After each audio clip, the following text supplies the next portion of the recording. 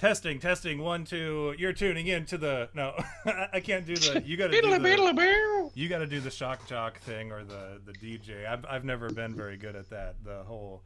You're tuned. Welcome back to You Had Me at Bigfoot here on WNBC. The cat. Woo. Dude, that was really good. I don't know Thank what you. you're. I should have been a DJ. Looking back, I should have been right. Yeah, I mean. Whatever. You would have been on ketamine for a whole different reason. I would have been on ketamine on the show. That's right. That's and I've not told Dave about this. This is gonna be no! Did I blow it? Fuck, no, man. no. Such a good joke. This is something that we're gonna talk about whenever I next talk to Dave. Whenever that might be, I don't know when that might be, but I'm gonna talk to him about this ketamine treatment and how I can use it to my advantage into entering into the ghost realm, to the spirit realm. With that being said, I'd like to welcome our guest today. You all know him. You've seen him before. You've heard his rantings. You've cowered under your blankets at the sound of his voice. You have turned off the podcast midstream because you're like, I don't want to catch a demonic possession because of this. But I love him. Many of us in the chat love him. Returning for this is the 4th time I believe he's been on the show, so the most returning personist ever on the show, Dave Outlandish. Dave, welcome to the show. No more Mr. Nice Guy. No more Mr. B. Sorry, I was trying to give you like an intro music. Sorry. Yeah, and my bad. I'm sorry. It's okay. It's all right. I'm checking in. Things are crazy. How's everybody holding up? Y'all feeling good about where we're at right now? Are you talking to me or are you talking to the fan in the chat? I mean, they can't really. They're not. I can't really read what they're saying, so I guess. Like, that'd be quite a rhetorical. Well, how's it going, everybody? Well. Yeah, well, it's like when you're when you're doing like a show by yourself. Like if I would have come on last week without Jerry or whatever, I'd be like, oh, what's going on, everybody? Then crickets or whatever. That would have been the whole. That's why I refuse to do a show by myself. Even like. It's a 2-person show. You Had Me at Bigfoot will always be a 2-person show. There has to be 2 at all times because 1 doesn't work. And for that reason, we're very like, we're those types of people where we need an immediate reaction. So Dave, if you're asking me, how's everyone holding up? How are we doing right now? I think unanimously, I think the world just let out the longest. Oh, let me tell you. And followed by whatever it is that's troubling them at that given time. For me personally, my biggest gripe about the world today is that it has taken us this long to get you back on the show, Dave. It was like 2-3 weeks ago, I think I was talking to everybody saying, man, I would love to have him come on. He's got some fucking stories to tell. And I really want him to tell them. But yeah, that's where I'm at right now. Aside from that, I would say I join in the world, this collective. Well, let me tell you. Jerry, where are you at on this one? Yeah, I'm I think I'm pretty much in the same place. It's this weird condition that, I'm happy to be back. Yeah, dude. Reading some good news in the newspaper page. A love and condition of a grand design. Wait. All right, we're not going to You're on it. Yeah, you're on it. You're on track. There must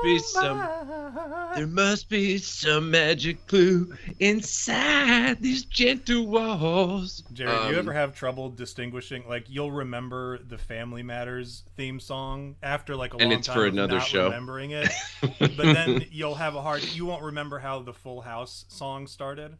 So yeah, I don't at all actually. Yeah, you cannot remember both the Family Matters song and the Full House song. It's like a condition. It's a rare condition in this day and age. Dude, I think there was like remember both of the theme songs. I have to admit, I think if you were to put like I don't know how many shows we could do this for, but I think if you put a good number of shows from that era together, like Step by Step, Full House, Family Matters, I'm trying to think of other ones, but in Charge.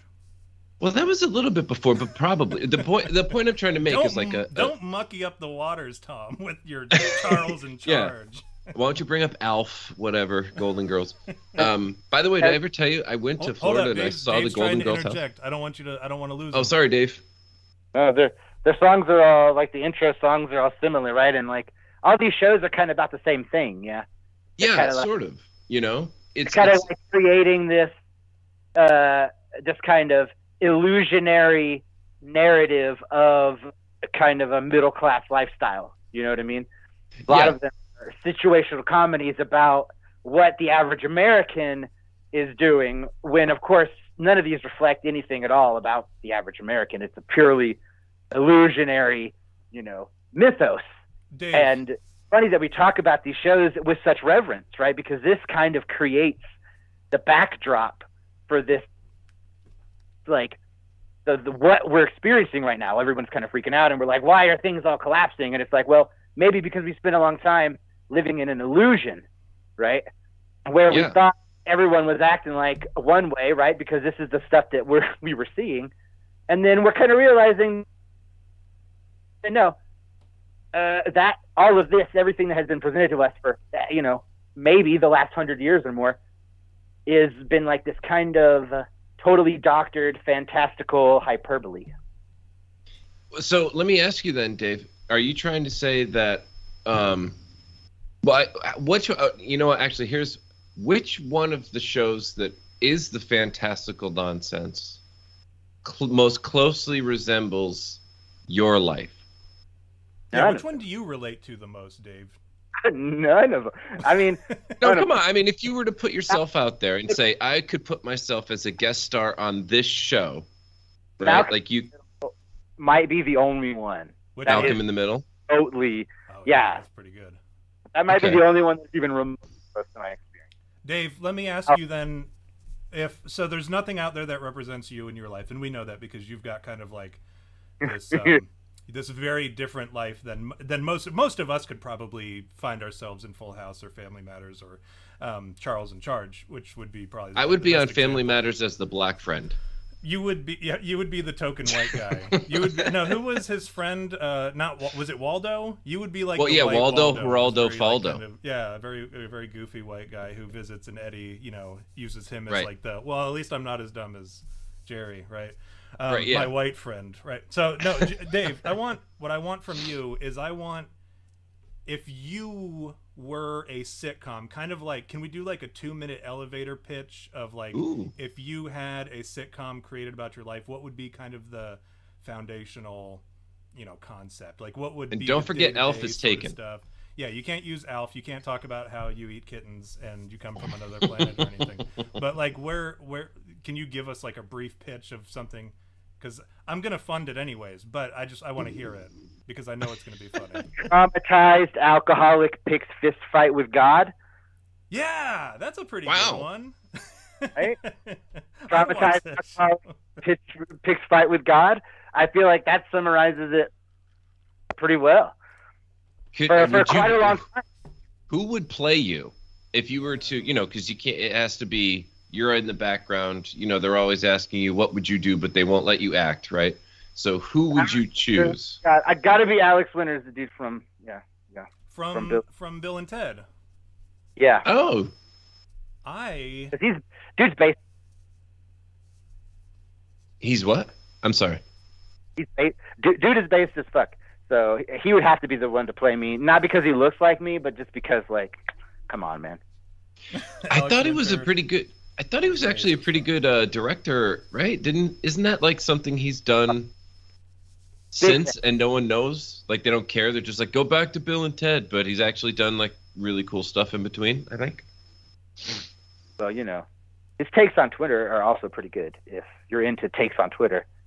Unfortunately, I left Twitter a while ago. I came back just to kind of, because, my funny story about how I ended up back on Twitter was I got an email about an account that was suspended years ago. And because I insulted a journalist, I said, and it wasn't even like that serious of an insult. I said, after reading Jules Stephanopoulos, whatever his name was, after reading his website, I find it hard to believe that he's a journalist anywhere, or something like that, something to that effect. And he but I tagged him in it, like I did at Jules_SU. Oh, then it's harassment. And so he told on me, and I got suspended. But then I got an email about that account, and I'm like, I haven't used that account in ages. Like it was suspended some time ago, and it said, well, if you feel, so I went to look it up, and sure enough, it was still suspended. but it said if you'd like, you can appeal the suspension, which I had done back at the time, but they said no. This time I said, yeah, okay, I'll appeal it. I clicked the appeal, and then it said for your comments, like fill in your comments of why they were wrong perhaps, or why you should be reinstated on Twitter. I simply wrote, come on, baby. And that was it. Come on, baby, period. And then I sent it off because I'm like, it's not going to get approved. I sent it off. And then the next morning I had an email saying, congratulations, your Twitter account has been reestablished, or you've been allowed back. Welcome back to Twitter, Tom. That's incredible. Social media is an absolute nightmare. It's terrible right now. It's chaos. It's chaos out there. Nightmare machine. But, I mean, again, this is because we're kind of collectively realizing that this illusionary world that we've spent decades, acting as if we were going to inhabit is like crumbling around us, and people are realizing like, holy shit, where do I fit in the Mad Max style reality that's about to befall us, And people are having understandably a lot of anxiety around it. And we're wondering why it's happening, right? Like who are we supposed to blame for this? So who do you blame? I like to volunteer opinion. Rich people. Okay. Billionaires. You blame merely rich people. Just in general. Billionaires specifically. Yeah. Billionaires specifically, right? And I can tell you why. Okay, please. Because like, if I say something like, all men are evil, right?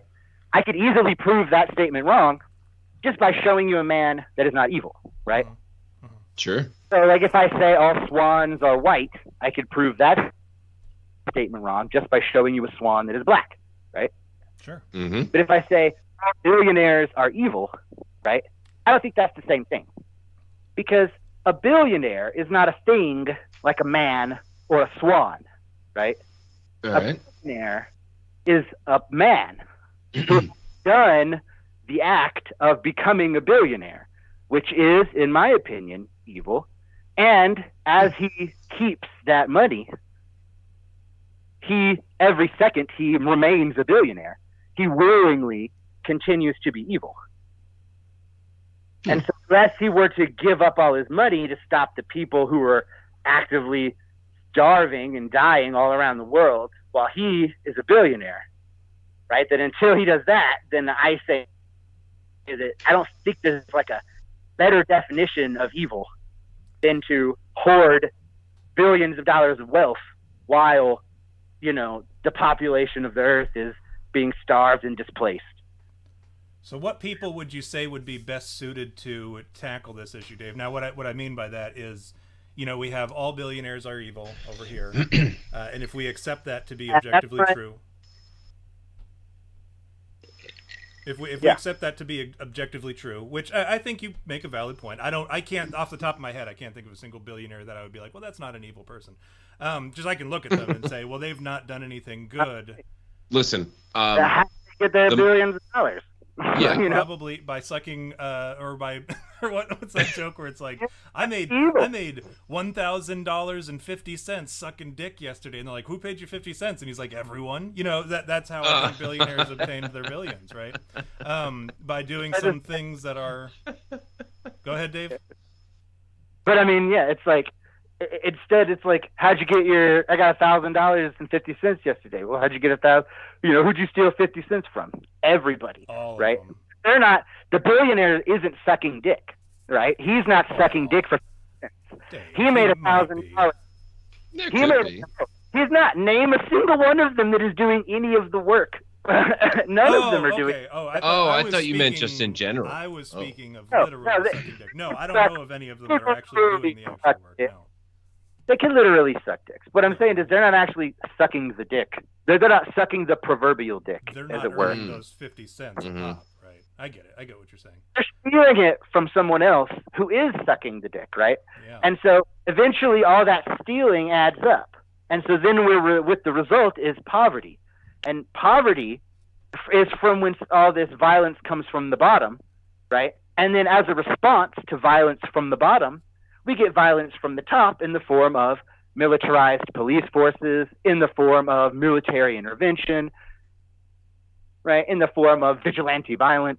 right? Yeah. And so we see the cycle of violence between the middle class, who really, the difference in wealth between the middle class and the upper class is not 1%. Billionaires are not 1% of the population. Right. Billionaires are 0.0000000, some stupid fucking combination of digits, like percent of the population, right? It is so much less than 1. It is ridiculous. And so we see the cycle of violence that perpetuates. And so I posit that, and this is not something that a conclusion that I came to, in college, because y'all know I'm poorly educated as shit, right? This isn't a conclusion that I came to, right? Well, Dave, if I can argue, I would say that you are perhaps poorly institutionally educated. However, you are educated. I would say, because you read far more than I do. You know far more than I do. So I would say that you are probably more educated than I am, despite my being institutionally educated, out the ass. But well, I mean, I came to this conclusion fighting God, right? Because it's let's talk about that. This is because, again, this is a question, right? And as soon as I came to the conclusion that this was a bigger question than just like how to make a single weapon, right? Like the problem had to be identified, and so that I came across the notion that what could constitute a God ontologically is the network of multiple individuals, right? And so if you follow that to its ontological conclusion, you get all of the consciousness in the universe, all networked together, creates the universe, and this is the, omnipresent God. Without a necessity for an alternate supernatural realm of mechanical energy, you just have this notion that the whole universe is God, blah, blah, blah, right? And so I had to work back from there because A, I can't interact with the supernatural universe of mechanical energy, which I don't even believe exists, and B, I can't interact with the entire universe at once. You got to scale it back. Well, not with that attitude, Dave. I was gonna say that's a little lazy sounding, a little defeatist. I only existed at one point in 4 dimensions at once, right? Like, how do you know? Oh, so you're a 4-dimensioner. I see. I know. Well, I see.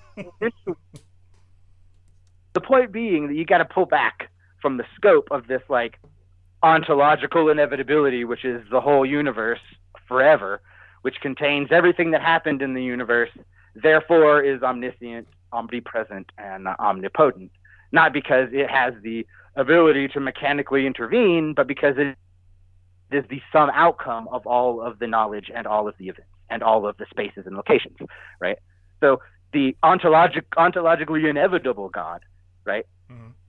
You have to pull back the scope from this and start looking at the ones that are impacting us daily, right? And I think these are kind of even discussed at some point in more classical theology as lesser gods, kind of, like, and in the scriptures they don't talk about gods as if they don't exist. They just say you don't need to worship them. You know what I mean? You should be focusing on this ontological ultimate God, right? It's like when you watch Baywatch, right? Like we all knew who we were looking at, though we had to acknowledge that there were other people on camera. No, right? I mean, I get what you're saying. You know what I'm saying? It's like, oh yeah, there's that girl with the brunette with the short hair who looks like she's 40 already. Yes, I recognize that she's there, but let's be honest. But we all know we were looking at that surf, though. Those waves, we were looking at the waves. Surf. I'm sorry, I thought you meant the the natural beauty of the earth is. We were worshiping the creation behind Pamela Anderson's massive juggernauts. That's what we were looking at. Oh, did I say the quiet part out loud? I did. But so the point being is that we have closer to us these lesser gods, air quotes, right? They're closer to us, like, because our our tax bracket is more easily attained by them. What are we talking? Are you talking physical? Well, I need help with understanding the lesser gods concept. So in this model, what is a god, right? I'm saying a god's not a supernatural entity that exists in another realm of mechanical energy that they can inject into our universe to cause energy to become work, right? That's what supernatural means. Is that like in the belief in the supernatural, a supernatural entity can it exists, God exists in his godness, and then he can physically add mechanical energy to a causal situation on Earth in our realm and make changes happen spontaneously, right? I don't believe that occurs, and so I'm thinking, or if it does occur, then it's the product of this ontologically inevitable God, which is at this point unattainable to the research, right? So not focusing on this, focusing on purely natural causality, right? And by natural causality, I mean we have a natural system of energy, right? You put energy in, and that energy produces work, right? Natural. And so by that, with no... So if you just start, you're talking about if you just start humping the air, yeah, then the work will happen, because eventually you're going to find something the like vibrations. a wall. Right. When your balls slap, while you're humping the air, right? Okay. That's you putting that mechanical energy out into the universe, right? Because the balls, they slap the thigh, and it makes noise. And then I hear the noise, and I turn and I look, and I see your balls slapping the thigh, and you're making hard eye contact with me. You're humping the air, and then I start humping too, and then we're both humping the air, and our balls are slapping, and it's like a rhythm, right? And so this is us putting mechanical energy into the universe, and this is a natural chain of causality. There's no supernatural requirement for the energy for us to make our ball slapping symphony as we're making hard, uncomfortable eye contact, right? Yeah. And everybody in the mall they're super uncomfortable too, right? So, well, that's because they all know the universal truth that the rhythm is going to get you. And also, this is the rhythm of the night. Is that what that song was about? Was the rhythm of two people humping? Dave, no, I do have to say this, Dave, and I hate to go from your guys' analogy of balls slapping thighs and hard eye contact at the mall, where we know nothing good ever happens. But I do have to say, when you talk about, you said something that struck me as true, and something that I irrefutably believe to be true, which is a weird situation when you and I are talking, Dave. Seldom does my theology line up with your discussion. But you said something about a God in his godness creating energy, essentially inserting or injecting, I think is the term you use, injecting energy into our universe to create these events that sort of happen. And when you said that, it made me think of okay, so even if we looked at I don't know, Joshua, right? Where the meteors, or I'm sorry, the stones fell out of heaven and destroyed the Amorites as they were retreating. That was a divine event where God caused a natural event to occur, but realistically, those rocks weren't going to initially be hurled from outer space. They had to at some point change trajectory or move in such a way that they were divinely affected, which, from what I understand, I'm not a scientist. My degrees are in business administration and theology. So I don't know science like some of you guys all know science. But I understand that energy is never created or destroyed. It just kind of turns into something else, whether that be that kinetic energy turning into heat, turning into this, turning into that. But somewhere, some energy had to be added to the universe to divert those stones. So when you say injecting into the universe, I don't disagree that that's what was happening. Now, so that's, in my opinion, that is an example of a belief in the supernatural agency of God, in that God has greater than natural agency, right? So that those meteorites were cruising along, minding their own business, and then God stuck his finger in the universe or whatever, right? Because I would hope so. It was his finger. and or just give him a hard sturdy look or whatever, and then the impact of God's attention diverted their course, right? So God created this spontaneous chain of causality, and that is supernatural, right? And so Sure. this is this, in my opinion, I don't see any evidence for this, right? And so that is where our belief system differs, in that I don't believe in the supernatural chain of causality, whereas you have faith in the existence of a potential supernatural chain of causality originating from God, right? Yeah, I do. Yeah, I think, and so this, in my opinion, is the big difference between a lot of our, this is like the pinnacle difference between it. Is I believe that right now, I don't believe that there's no weird shit going on in the universe. I clearly believe in lesser gods and demons and all sorts of bullshit, but I don't believe that there is a supernatural agency at play here, right? So here's my follow-up to what I was saying about that Joshua situation. You were saying that can't happen because right, he would have to inject some kind of extra energy. Now, I would do one of two things. My arguments would be this or this, right? And one of them I'm going to give you, I think that at least you'll be able to, nod your head and go, But the first one is, I would say that the God, the creator of the universe, who transcends a lot of things, right? I would say that it's probably within his ability to change the laws of physics and make changes as he sees fit. However, but that's on me, that's faith. Now, what I will say is, we know, if we were going based off of scripture and we were not basing it entirely on faith and faith alone, what I would say is that matter and energy has been removed from our universe and has left and gone on to these other realms or whatever. So, for instance, Enoch, right? God took him out of the world. Elijah, God took him out of the world. That was our matter, right? And Jesus, when he was resurrected and he ascended into heaven, that was our matter. That was our stuff, right? So the greedy person in me that's like, hey, hold up. That's our universe. That's our particles. That's our stuff, right? That's our energy that you just took. But yeah, that is. But again, that's the same belief as the first one, in that there is a place for that energy to go that's not just so far away that you stop perceiving it and therefore believe that it is in a different place, right? Or in the case of the meteors, I would say that they had been on the path to strike the Earth for long before they struck the Earth, right? Maybe even from the beginning of time, right?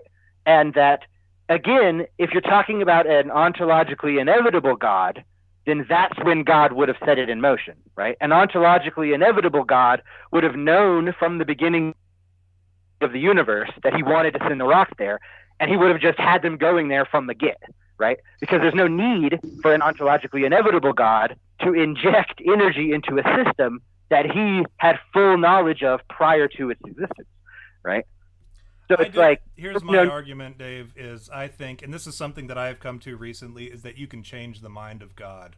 And that's scriptural. That's in scripture. I get it. Go for it, Dave. I'm sorry. I keep cutting you off. I'm sorry. That's you. No, you're good. You're good. Discourse. But what I'm getting at here is that, like, I think that I'm not in this debate equipped, because again, I'm still searching for, even if it is necessary or possible to interact with this ontologically inevitable God. In my opinion, it is looking outward, and it's just as aware of us as we are as aware of, like, the cells in our lungs. You know what I mean? Like, so in my opinion, there's no awareness of us from this ontologically inevitable God, right? And so what I'm talking about is, why do we on the ground here on Earth have all of this God activity occurring? And it's, in my opinion, because what we have here are lesser gods. And lesser gods tell us that they are this ontologically inevitable God. They tell us that they have been around forever. They tell us that they have created the universe. They tell us that they created everything. And they tell us that these are all the rules that we need, right? But to us, these gods, it's really difficult to pin it down, right? From they are our experiences of them. But to them, we are, I would say, 90% or more of their biological matter, right? So the actual flesh of the God is people. And to some lesser degree domesticated or ritually useful animals, right? And so I'm going to give you an analogy, a flock of birds or a school of fish, right? These are a bunch of animals that are acting together as a unified system because it is evolutionarily advantageous to do so. Mm-hmm. And so my proposition is the gods are to humans as flocks are to birds, but orders of magnitude greater, to such an extent that it is impossible for groups of people to organize themselves hierarchically and not produce a god which behaves in a self-interested manner, right? And so what we see is that when we organize ourselves as humans in a hierarchical structure, we generate, as a human yourself, you are generating a field of consciousness, air quotes. And just like drops in a puddle, as we group together, our consciousness forms a larger whole, a gestalt, right? And so the gods are the gestalt product of human organization, right? Now, back in the day, we had a much more deliberate, in my opinion, understanding of this. Our gods were organized like people, right? There were a bunch of competing gods because they all arose from different places on Earth, right? But ultimately, they shared a lot of characteristics, and they evolved, as different cultures and different technologies evolved, the gods have evolved too. And so when we look back at ancient religions, we're kind of looking at the fossil records of what are now the living gods who are, at this point, we see, same as we did before, right? The struggle has always been this concentration of wealth to the top, right? And then this organism, as what we have now, this hyper-organism, is fixated on this resource hoarding, resource gathering, moving resources up to a singular sort of a singular point, right? And so essentially it's kind of like a cancerous process, right? And so basically what I have, it's to summarize this particular portion of the rant, right? So we could talk about ball slapping a little more because I'm fiending for it. But summarize this part. We got billionaires are evil. Billionaires are the product of a catastrophic illness in the gods, the lesser gods of Earth, right? They're sick and they have cancers. And as they organize themselves hierarchically, they draw resources up from the bottom and they attack themselves in a sort of autophagic manner, right? And so we can see that there's this entire hyper biome that we're the organic material that this hyper biome is made of. The gods are so big and they're flat, obviously, because they're made of physical matter and they're affected by gravity. So they're mostly like spread out over the world. We don't see them because a single human is like an individual cell, right? So we are like the omnicellular membrane that makes up these gods, and their hard parts are their bones, buildings, stuff like that. Now, at a very basic, when we go look at the older kinds of gods, older temples were very temple-y, but they did share that characteristic. Hard structures are a lot more, a lot different, but they're still there, and they're still blights. Now they're blights on the earth, right? Back in the day, we built our gods like people, and so they had people needs, right? And so when the gods satisfied their needs, the people's needs were satisfied, right? Because gods were like people. But now the gods aren't like people. Now the gods are a bunch of numbers, right? Now the gods are a bunch of corporations, right? Who exist only to hoard wealth and to create situations where wealth can be hoarded, right? And so what I see when I look out is, obviously the beautiful natural world, right? And then you got all these gods who are just sick, and we don't even know they're sick because we all do, right? We're all complaining about the sickness, but we're pointing at each other. I want to clarify. I have been down with the sickness since about 2009. Of course. It's got to have been since way before 2009, Jerry. I recognize that song is like probably 2000. If I had to guess, I would say 2000. And there's no way you went 9 years without hearing him go, like Dave just said. He remembers the scripture of the time. No, see, here's Tom. I have to correct you. All right. If it's 99, look. I'm going to be very disappointed because I will have gone over 1 year. Was it? No. I just want to put it out there that I was aware of, but did not become down with. You were aware of, not done with. Got it. That's okay. right. So yeah, it's sort of like when. So for instance, there were some. I don't know. For instance, Flight of the Concords, right? I was aware of it back in 2000. Oh gosh, it would have been 2008, maybe. I was made aware of Flight of the Concords in 2008. I didn't watch it because I didn't have HBO, right? So I was aware of it, but I did not become down with. You're like, I'm not going to buy a goddamn DVD set for, Well, that's how they got me, right? A friend of mine brought it to me. He brought me the DVD set. There it was. And he said, hey, man, have you ever seen this? And he knew I was a sucker for musicals, right? Miss Saigon, that sort of thing. So he said, I said, what is this? And he said, I didn't know that about you. Well, it's just a thing that you now know. Les Mis, like that sort of stuff. I mean, they're good. Good though. He presented it to me as a modern day musical. It was his exact quote, and I remember it to this day because I was like, "Oh, modern day musical. That sounds interesting." And I popped it in, and I was like, "This is really funny. Like, I think this is very funny. This is a very funny show." And so, if you were asking me what sitcom I find myself in, I would say Flight of the Conchords would be the best. Band meetings all the time with like your idiot friend Murray, and then Arj Barker, kind of like the snarky guy on the corner. Like that's my life. I'm very much Jermaine.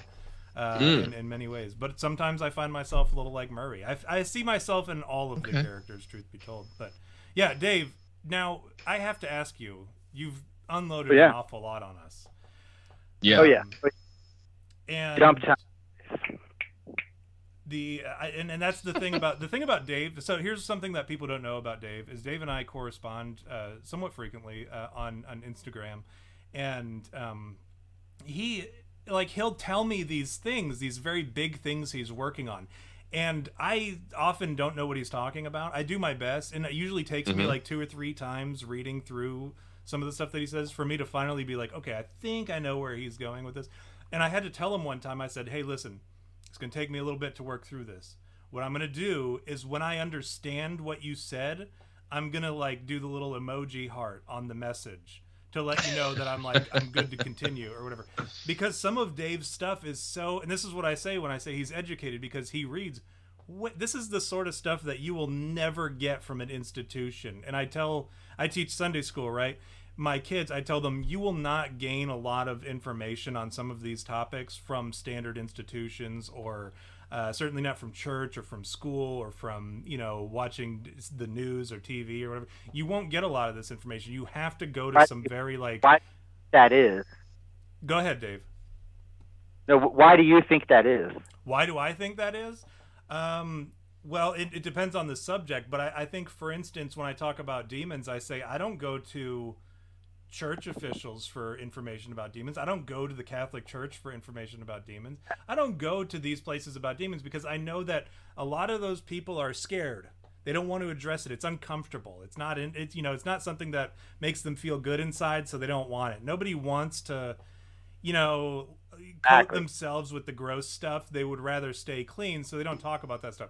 So instead, I tell them, I say, I go to my demon summoning devil adjacent friend Dave Outlandish, and I ask him questions, and then he points me to literature that I need to be reading, and then I go there. But to me, and what's fascinating is through this whole time that I've known you, Dave, my faith has not only not been shaken, it has actually been strengthened, and our friendship has remained strong. Less the year that you disappeared on me, and I had no idea. I didn't even know if you were still around anymore. But shit's been crazy. Yeah, no, I get it. And then you explained it, and I think we're going to hopefully get into that today before too long specifics. But you unloaded an awful lot on us, and I got to know, you said some stuff about, we made our gods in the past, kind of like, they used to have little, voodoo doll sort of gods or whatever, little ritualistic like things. Gods were people. They were designed, I mean, and again, saying they were designed, I don't want to come off as suggesting that I think that there was a universal intentionality behind the descriptions and creation of myths and religious customs and things, because I don't think that there is a deliberate intentionality.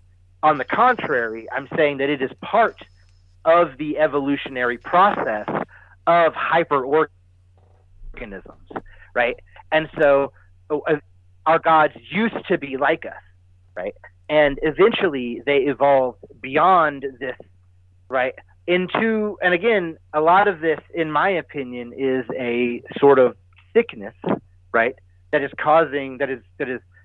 forcing the direction of these growths, right? Away from the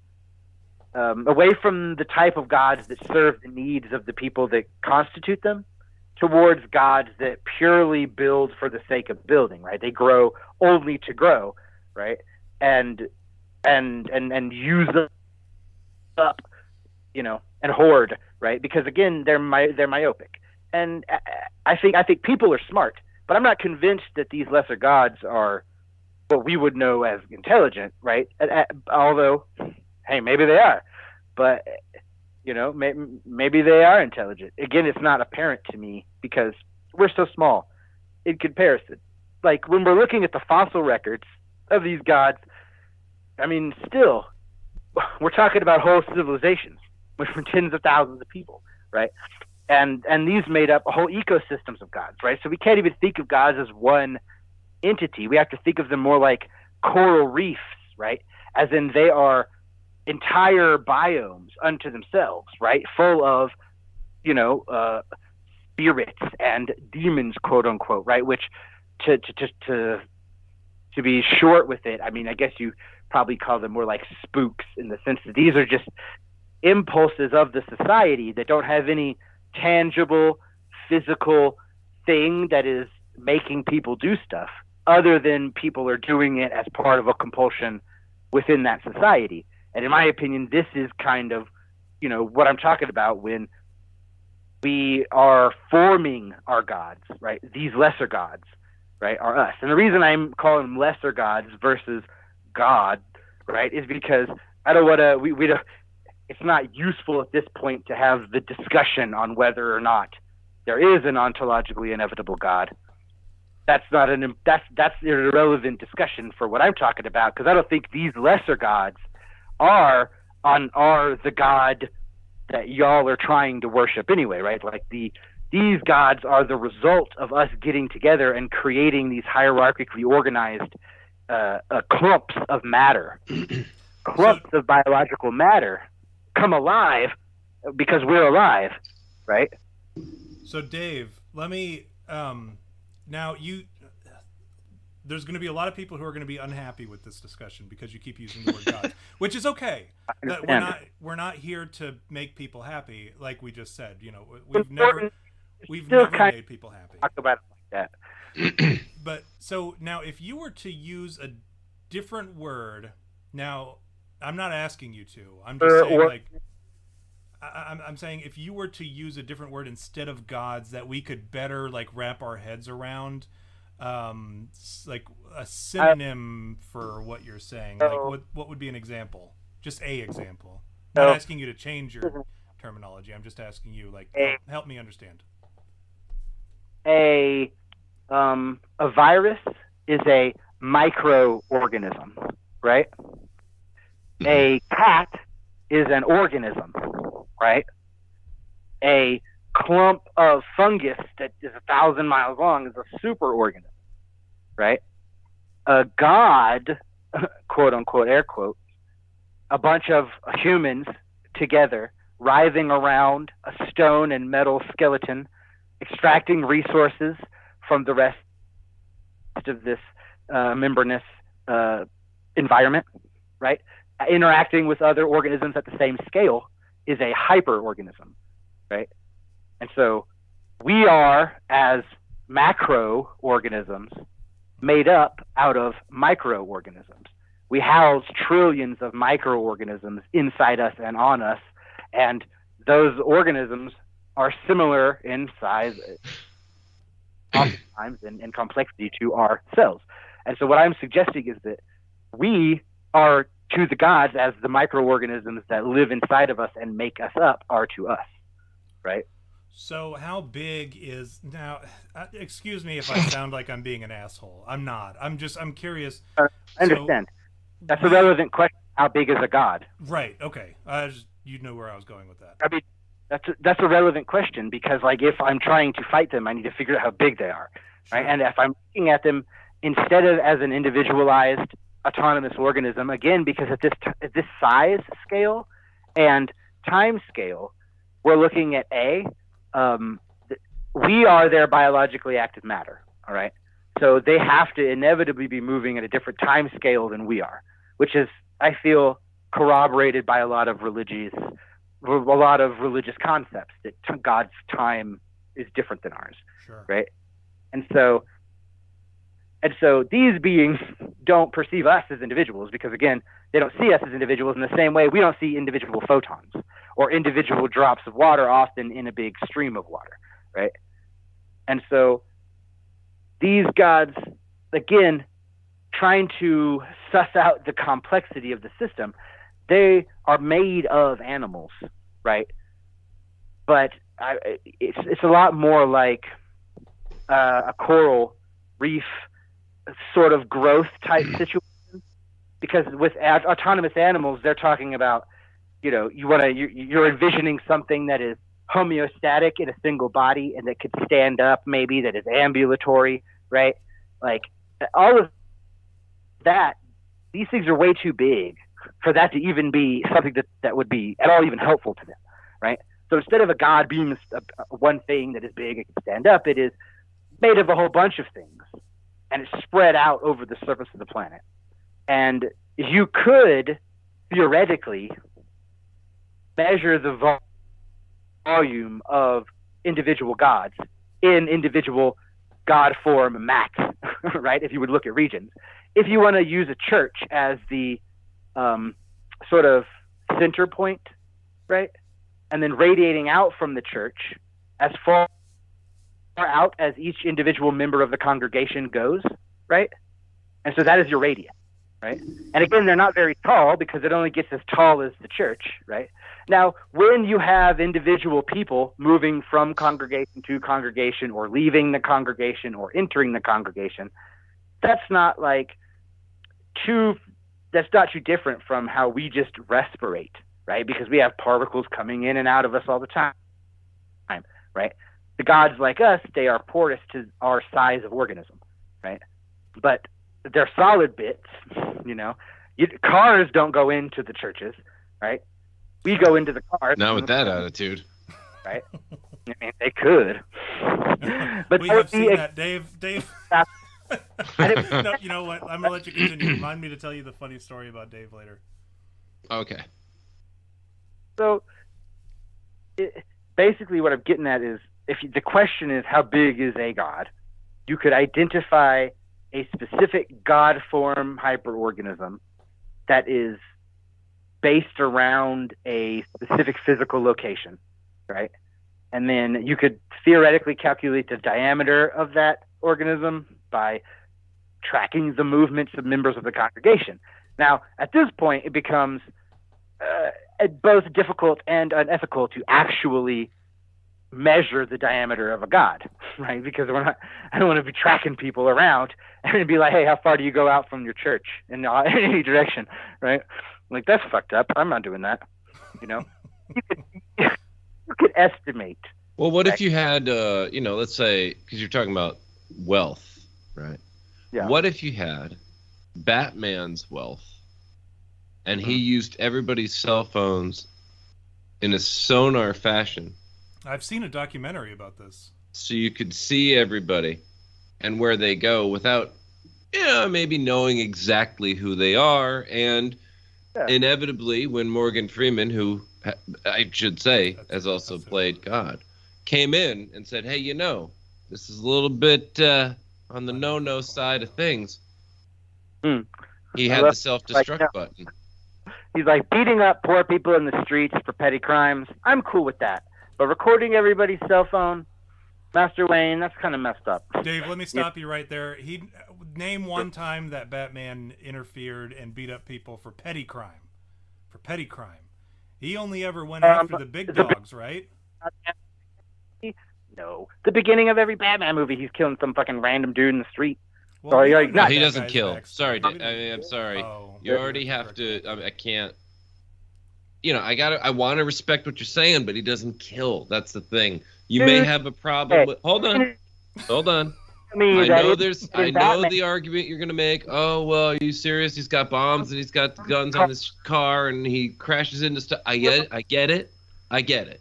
Died. There's no way he could. Wait, who died? I'm sorry. Okay. Batman, the movie, the first one, right? When you mean with Michael Keaton, or are you talking all the way back with Adam West, or what are you talking about? Michael Keaton, right? When they got gritty. Right? Oh yeah. And his fucking Batmobile is chunking bat bombs out of the goddamn tires, right? At these, right? Like, come on, man. Dave, like, from what I understand, Dave, though, Gotham City had a really good health program for. It was like a Medicare program. Gotham Care is what they called it. It was a really good. By Bruce Wayne. In Gotham City, it was funded by the Thomas Wayne Foundation. Dave. That's right. They had really good health care in Gotham back in the 1980s. They did. So he's making sure they get their vaccinations, right? He finds people on the street, he shit out of them, and they have to go to the hospital, and they got no choice there. Batman beat the shit out of them. That's how they got him to vaccinate, and that's like you said earlier. It's a cautionary tale. Like Batman was originally, like we look back to Batman, and we can make the comparisons now to today to the vaccination, the requirement for the COVID vaccination, and the ultimate requirement that we're going to have to all get vaccinated for monkeypox. Because Batman beat our asses, while we're under, we're gonna end up having to get the monkeypox vaccine, Dave. Monkeypox is wild. It's also not real. It's wild. It's shingles, guys. Come on. Well, the other thing is too. I don't know if you guys saw this. Well, there are two things I thought were kind of interesting during this sabbatical that we've been on. Of course, this happened, and I saw that there were there's actually a side effect, quote unquote side effect, as if they're not just the effect of taking these things. There is a side effect that there is a skin kind of reaction, disease, virus thing that gets triggered, and it looks a lot like monkeypox, and it's derived from, it literally is something that can happen to you from being jabbed. So when you hear like, oh well, that's weird, it was always kind of isolated to small parts of Africa, and it never really was able to spread because you have to like really be in close contact with people to be able to spread it and then travel and all this sort of stuff. How did that happen?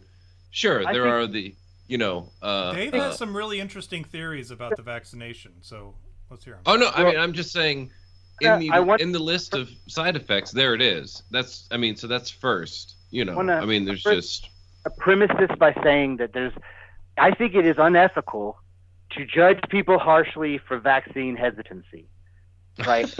Yeah. The reason I think it's unethical to do so is because this is how you win Jerry over, Dave. The Tuskegee experiment.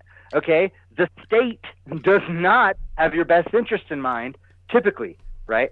So I think that while I am vaccinated and while I encourage people to get the vaccine, right, if it is medically safe. Oh, see, Tommy lost me right immediately. But what I'm saying is, because again, I'm fine, and I had a lot of vaccines. I joined the Army, right? I mean, defined fine. Right? I'm in better physical shape than I have been in a very long time. No, that's not, okay. I'm sorry. All right. Sorry. but I mean, I'm just saying, in all seriousness, like right. So again, in my experience, I'm not a fucking doctor, right? But I feel like it's unethical to judge people harshly for vaccine hesitancy, regardless of your opinion on this current round of vaccinations and their effectiveness, simply because historically we've had a lot of problems in this arena, right? And you definitely you have to acknowledge, right? You have to acknowledge that we have had a lot of difficulty in this arena, right? But that being said, I want to say who is responsible for this, right? What's this? And which this? If there are bad vaccines, or I should say the Tuskegee experiment too, right? The same group of people were responsible for both of those things occurring. The CIA. Right? Those bastards. No. Margaret Thatcher. The fact that we had problems with the vaccine rollout, the fact that we had problems with disinformation, the fact that we had problems with the entire shebang is because it's run by rich people, right? And rich people... Dave, you might win me over to communism, you son of a bitch. You might win me over at this point. Yeah, this whole fucking thing is sketchy as shit.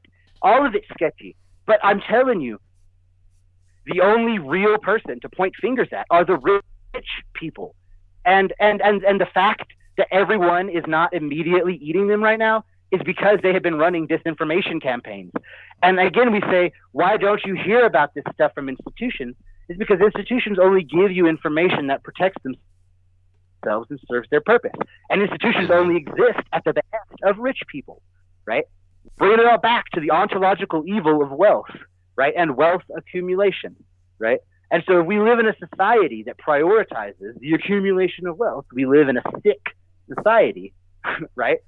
And these wealthy people have the means and the inclination to propagandize and to protect themselves, right?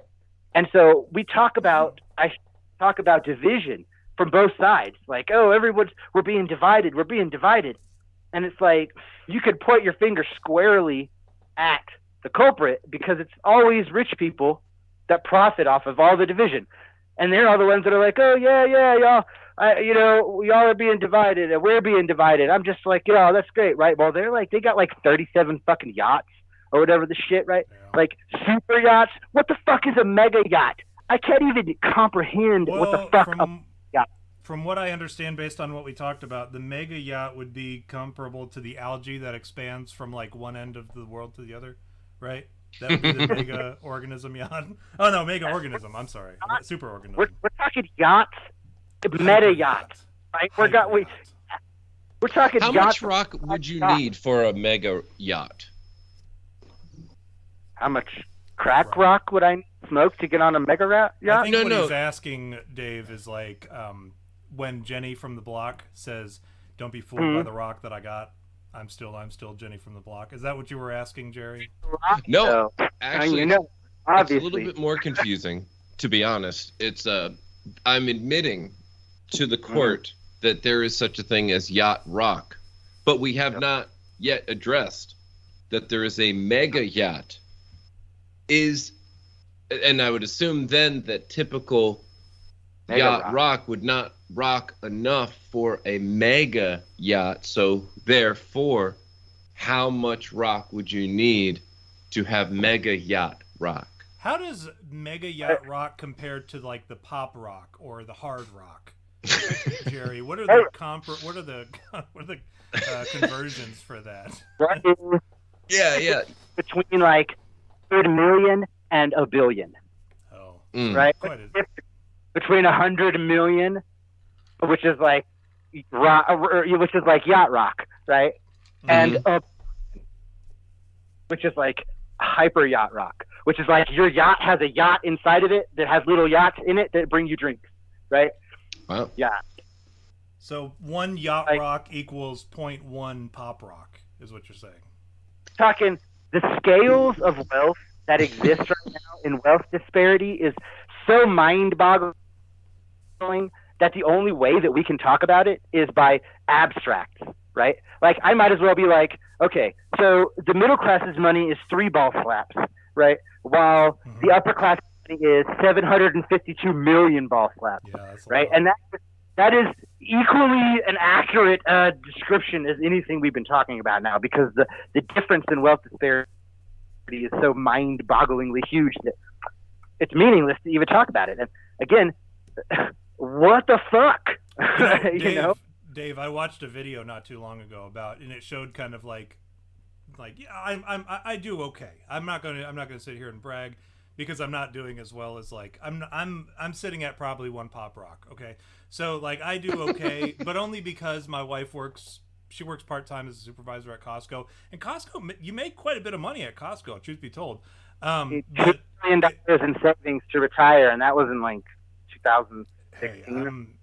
But you know me, Dave. I'm like I'm 100% service connected disabled. So like I sit around and I watch my kids. I'm very blessed. I will admit that I am blessed in that I am able to do this what we're doing, right? But I will say, I watched a video recently where it showed like middle class or upper middle class. I'm sorry, it showed like everything, right? It showed like poverty level to lower middle class to upper middle class. And then it showed like basically your yearly what you make. And then it kept going, kind of like a timeline almost, but like the video, it's almost like you're passing things like, hey, this is how much it costs to buy a house, or this is how much we just passed, how much it costs to buy a yacht, right? We just passed how much it would cost to end poverty, right? And then it shows like Jeff Bezos's annual salary, right? So when you talk about eating the rich, and when people generally talk about eating the rich, I'm with you guys. Like I think, and like we've talked about in the past, Dave, like talking about eating each other. No, we're not talking about eating each other. We're talking about eating 0.0000000 etc. % of the population. So it's like literally a couple thousand guys. Right? Like, yeah, and how here's the thing, Dave. Working for you anyone. And I have next to nothing in common. I mean, we laugh at the same jokes sometimes, but like that's about it. And we've become. Say again. We both appreciate a good ball slap. Sure. Yeah, we're both down for a hilarious ball slap. But here's the thing: like ideologically, we differ on just about every single hot topic that comes out, but at the same time, once you realize that you can stand side by side with somebody who is like the polar opposite of you against one common enemy, that's kind of like a huge deal. And I think that's where Dave and our friendship, I think that's where we find bedrock, right? Is like we're like, well, we may disagree on all these infinitesimal things, but we agree that there are some people who are just like genuinely like bad people objectively, right? And they should be torn down from their thrones, right? Yeah, and like all the discussion of like satanic rituals and all that stuff, this is all obfuscation and distraction. They don't need to do that shit, right? Like they rule the goddamn world anyway. This is all distraction. Their rituals are just making the stock market dance. That is magic. The fact that we don't believe that is magic is part of the magic. You know what I'm saying? The fact that we wouldn't believe it was magic unless a fireball sprung out of somebody's hand, or unless they were like, unless they were like literally cutting someone to pieces on an altar, doesn't mean that these people aren't actually sacrificing humans in the altar of profit. They're just not doing it in a grove somewhere. They're doing it at your fucking local Walmart, right? Yeah, he's got some interesting commentary about that, Dave. Well, yeah, there's actually. Have you heard, Dave, of the COVID-related, I guess you would say, effigy that's being put together, I think in England, by the guys who do Burning Man, and it's sponsored by the Bloomberg Foundation? Again, this is a way to extract wealth, right? Like that is magic, is extracting wealth. Like wealth. Well, do you know what it is? Of resources. No, I mean it's a fucking statue. Again, I don't believe in the supernatural. So this is what it is at material analysis. So you don't believe supernatural anything? No. So they build a big statue, and then they use that to attract people, and then that extracts money, and that is how that this whole god complex is eating. It's feeding itself off of the resources, which is literally the metabolic expenditure of human beings, which is energy. So the energy that they are feeding off of is literally the metabolic expenditure of your body. It's your life. It's your life energy. Your time, right, has been turned into these little fetishized objects. Dollars, your money, which has been digitized to an even extra level of fetishized fucking imaginariness, right? But then again, it still represents your time and your effort and your actual metabolic energy. This is something that you can never get back, that they are taking from you, right? Sapping it away from you. Now, the fact that we have to have these supernatural metaphors is a distraction, right? And it comes down from the institutions that are trying to control us. Because if they say, oh, the only way they think it's an evil ritual is if there's a weird effigy, but they don't realize that all the people gathering together at this megachurch is the exact same type of wealth extraction. They don't realize that the Super Bowl is the exact same type of wealth extraction, right? They are all the same type of wealth extraction. All of the little weird symbols and details, this is all distraction, right? And and these are all things that control us. And that's what makes us go to those things or not go to those things, right? And so when we judge these things based off their face value characteristics, that's exactly how the gods want us to interact with these snares for our time and effort and life. Literally the only thing we have is our time. Yeah. I wasn't even going to bring up the potential money aspect, although I wanted to tie in the rich person part of it by mentioning, well, I'm sure that the people who put together Burning Man probably have a good pretty penny after all this, but really it was Bloomberg. The point of it, though, is they are asking people to bring memorabilia, personal items, pictures, personal effects of people they say they lost to this, and then they're going to set it on fire. Yeah, which is And so to me, it wasn't, whatever money may be extracted, that's not really what my point was. It was the energy of the memory of the personal effects and that sort of thing, and then it's burning it all as, it's almost like fuck you, actually. Well, to me. But hold on. Those people are doing it willingly, and that's how they of course they are, but people are stupid. Hold on. Yeah, but I'm saying that's how they're finding catharsis for their loss, right? This is why it's sinister. It's not sinister because they're burning the memorabilia, right? That's what they are doing. It's the facade. I get the because they're false promise. It's the I get it. They're luring them in to take their money by capitalizing on their need for catharsis. And that is the sinister part of our society in general, right? Like, that's just a very poignant example of all of the things in our society which are like straight up in your face sinister that we are ignoring because they're not dressed up in robes with horns and stuff, right? They don't look demonic. And so we say, oh, it's just a bunch of people getting together to do this thing, right? But in reality, it's a bunch of people who are sacrificing their time and their money to make some rich person richer, right? And then that rich person is selling them something that is not true, So is your point of view then, like, say, an extension of, let's say, like, I have a little bit of a belief that, say many, many years ago, when our ancestors were more of the farming type, they had more personal responsibility and autonomy from, governments and different other things like that. They were offered kind of a devil's deal to come work in the cities, work for other people, not have that land and that struggle and have dirt under your nails all the time. And here is this better life for you. And here's this technology. And here's these nice houses and that sort of thing. And and we gave up all of our freedom for nonsense, really. And I guess what I'm trying to say is, like, they knew what they were doing when they offered that. Yeah. Well. And so when they're offering this catharsis now, and they're taking something out of it, there's something to be said for, well, it started all the way back when, and it continues. Like, people don't realize, even now with the food crisis stuff, if you look at, say, The Economist, which is a, big time sort of deep rich of the elite. Yeah. Well, their latest cover of their magazine is a corn stalk with a bunch of skulls on it that says you're all going to be have no food and die. Rich people. The rich people will be fine. They'll be out in space. Well, of course, yes, but I'm just saying. Not if we sabotage the engines of the SpaceX ship, right? I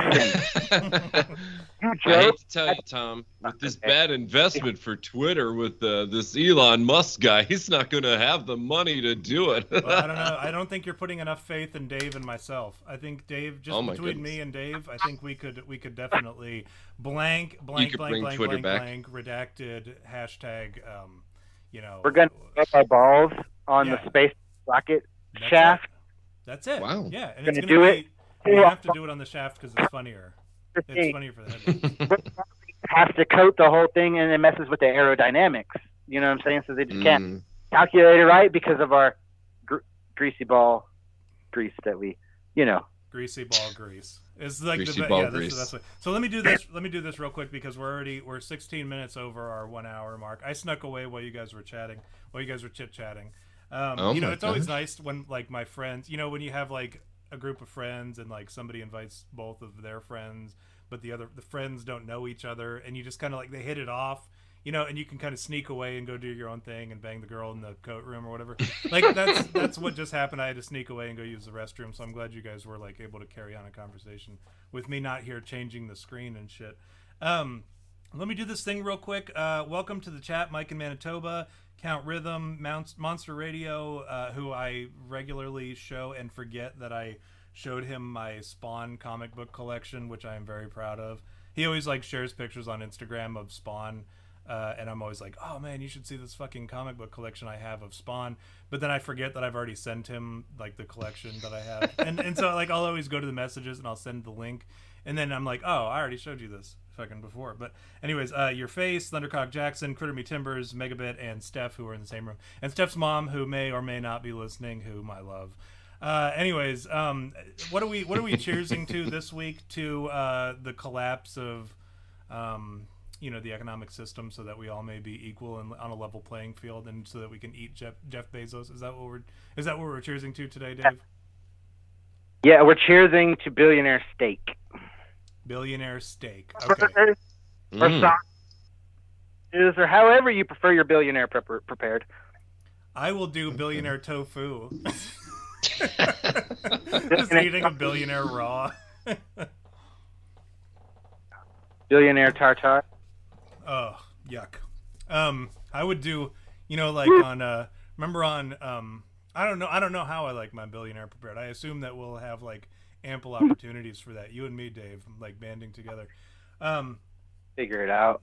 We're like that. Here's the thing about Dave and me is like, that meme where it's like, I never thought I'd see myself fighting alongside an elf, and how about side by side with a friend, right? I could do that. That's me and Dave. Like that's just how we are against the nastiness of the world. Dave, I have a couple questions for you, and there's been some questions in the chat, but I know I told you you're not allowed to look at the chat, and people have been very cool actually in the chat. So. I don't know how to read the chat. I don't even know how to read. That's a myth. I can't even read. Bullshit. Wow. I know you read way more than I do. The squirrels tell me everything I know. Dave, I don't know if you remember this, but 3.5 years ago, I told you I was accepted into seminary, and then I demanded on air that you congratulate me for being accepted into seminary. And I want to let you know that this summer, as of like in a couple months, actually August 20th, I'll be graduating from seminary. It's a 3-year program, 96 semester hours.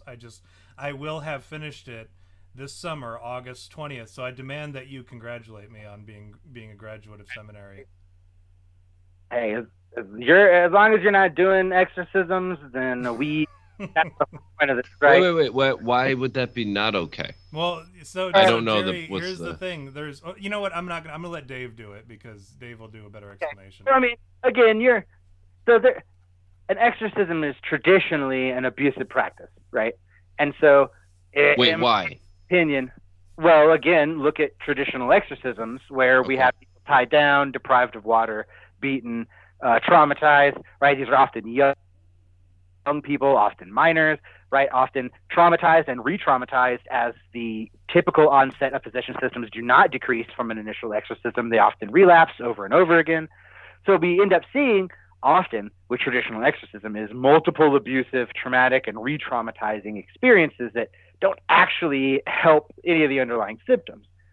Whereas there are methodologies of exorcism, if an exorcism is necessary, that don't require the use of a metaphysical or physical force to, come to an arrangement wherein the person no longer is experiencing symptoms of possession, right? That don't require the actual forcing of an entity out of the body in any kind of way, right? So you're not saying that entities aren't in people's bodies. You're not saying. Get him to answer this question, Jerry. You're not going to get him to answer it on air. Well, I can answer it now. I can answer it now. Check it out. So again, from a non-supernatural paradigm, imagine a virus, right? So a virus is not a living creature, but it's kind of like a living creature, right? And so it's debate as to whether or not a virus is alive, right? And so what I'm suggesting is that a demon isn't a thing. It is a bunch of information that is contextualized, and that it can enter your experience, and then the same mechanism of your consciousness, of your brain and consciousness interaction that produces your personality and produces your illusionary or hallucinatory, I should say, model of other people can be hijacked by this string of information, and it can produce a virtual interactive entity, a hyper-articulated entity that isn't real, right? Is parasitic, in that the only reason... So it's not real any more than a mental illness is kind of what I think I'm hearing you say. But again, calling it a mental illness is reductive to the point of being pointless to even say it, right? Because yeah, sure, it is a mental illness, but and I'd be like, hey, I'm sick, doc, what do I have? He's like, you've got an illness. And you're like, oh, gee, thanks. Yeah, I said that, doc. I said I'm sick. What do I got? Oh, you got an illness, right? Right? So it's like... No. Yeah, I just wasn't trying to be specific in what type. Yeah. I was being general for moving the conversation along. Yeah. So a demon isn't real, right? And I wouldn't say that it is a mental illness, right? I would say that a demon is a hyper-articulated, interactive, esoteric, in that it only occurs in your experience, right? Entity. And not alive, but it is parasitizing your metabolic energy, right? So because you are alive, and you are thinking about it, and you are experiencing it, it is, in a way, parasitic to your metabolic processes, right? And so a virus is not alive until it kind of penetrates the cell, and then it takes over that cell, right? Now, the reason I say this, right, is you have your experience of reality. It's inside your head, but it can't be the size of anything, right? So this polyhedron, this hallucinatory realm that we inhabit as our experience, has got to be smaller than the outer valence of an electron, right? So we have this basically electron-sized bubble that is our entire universe. And so when you think of it that way, it doesn't seem so strange that little bits of information could get inside that electron-sized bubble and parasitize it, right? And then our physical bodies, we start expending actual mechanical energy into the environment as if that demon was a real creature, right? And so at that point, what we're looking at is actual matter being influenced by a creature that's not real. So demons exist, but they're not real, right? Because again, we're talking about natural chains of causal energy. A demon's not producing any causal energy. A demon is parasitizing. So you're saying they exist, but only in the way that imagination land is real? Yeah, but imagination land is an entire fucking hyperspace.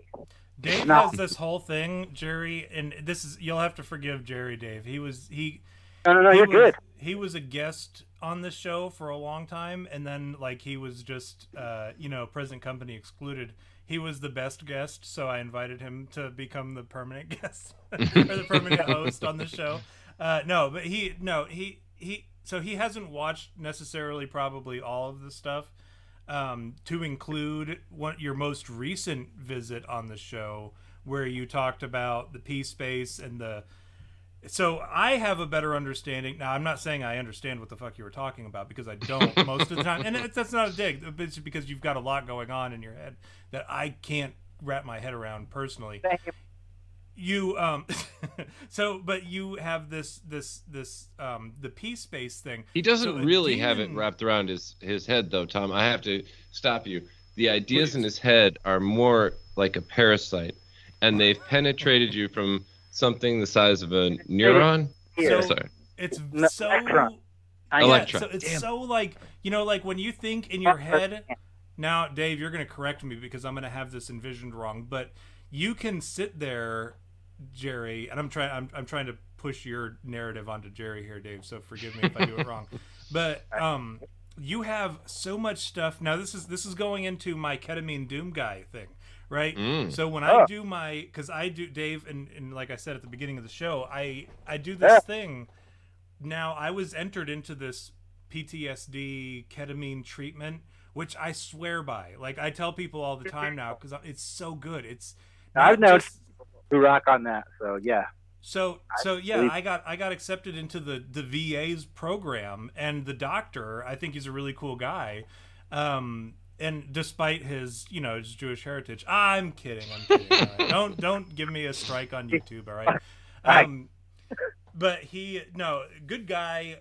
Like, he accepted me into this program, very selective program. They're like, hey, if you've gone through like 7 years of trying to get better and you haven't really, we'll take you and we'll give it a try. And I swear to you, like, after the first period, the initial period where they like shock your system, and then they try to get you to where you're at a position where they can change the dosage and the length of time, I swear, like, it's so good. I talk about how I have to fill out the questionnaire. I have to do it this Friday, Dave, and which reminds me, I have to ask you something here after this.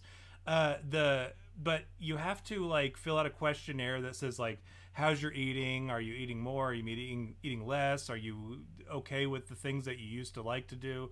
Are you like what the depression questionnaire and shit.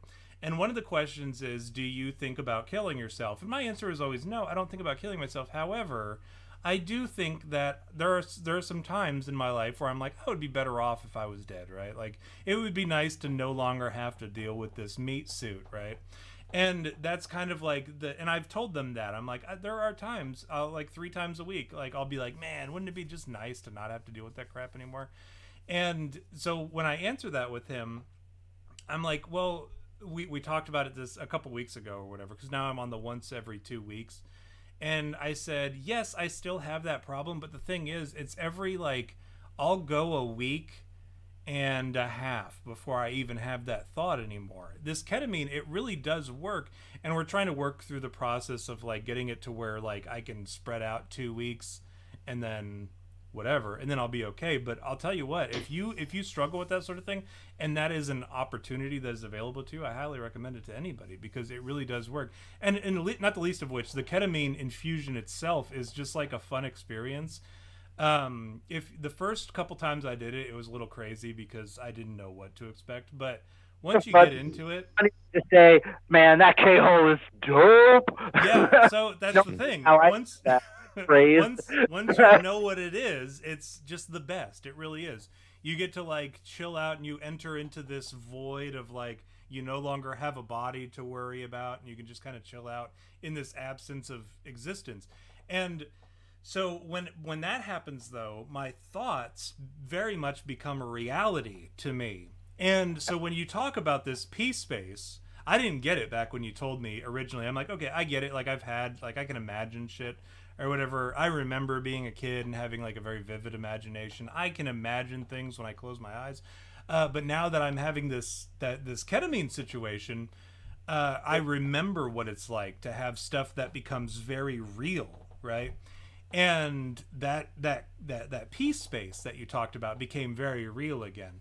And so when you talk about reality based off of something that does not exist, right, but does exist, quote unquote, like I get it now. And I think I have a better way. I can better now wrap my head around kind of what you were talking about when you said that. But also, Dave, I did want to say real quick about the ketamine treatment. I was told that ketamine is like the ghost drug, where like when you take ketamine, you're able to interact with the spirit realm. And based on that, I changed my my playlist on my phone for when I go and do my ketamine treatments. Because they let you listen to music, and you can like sit there and listen for the whole 40 minutes that you're actually like under the influence of ketamine. And like I changed it to the Doom soundtrack, the new Doom soundtrack, not the old one, so it's not all 8-bitty, but like my intent was to go into the spirit realm, and I was hoping that maybe you could help me become the ketamine Doom guy, where I could like equip myself. I will. Again, I'll point you in the right direction, right? So what you're talking about is cliffothic projection, right? The cliff-off, right? The inverted tree of life, right? Like the tree of life is comprised of the emanations of the Godhead, the Sephira, right? The cliff-off is the shells, and these realms are demonic realms, right? And we did a whole series of experiments, also with some practitioners of the ketamine arts, right? And that was very successful in creating the very, very intense sensation of traveling to the cliffothic hills. Can you spell that for me?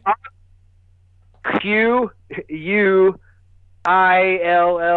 something, cliff-off, or it gives me a head start. Hopefully Google can I can't spell shit, dude. That works for me. Yep. This whole conversation, so. And I was Very drunk cool. before we even got on the call. Dave, it's cool because I've been drinking as well. And let me say this real quick before, because we have to do our thing where we like promote stuff that doesn't actually sponsor us. But my shot today was again Captain Morgan's floor cleaner, the orange vanilla twist, delicious. And then I'm doing something new this week. I've been doing, if you thought that these last 2 weeks maybe I was sober, you would be incorrect, because last week was finals week. So I was actually drinking pretty heavily, writing up some papers, some 15-page papers, multiple papers, and some exams. And every single time that I took an exam, I went ahead and had some of this Hendrick's Neptunia Gin. I'm a sucker for Hendrick's, a big fan of Hendrick's. I think it's delicious. It's a really great gin. If you're not super into gin, that's cool. This Hendrick's gin is, and because Dave's on the show, it's spelled D-J-I-N-N, right? Hendrick's gin, and tonic, right? I'd pour myself half a glass of, maybe a little bit more than half a glass of Hendrick's gin, and half a glass of tonic water, and it is just a delicious gin and tonic treat. I filled myself up another one because I knew Dave was going to, take us home with some really interesting, fascinating stuff.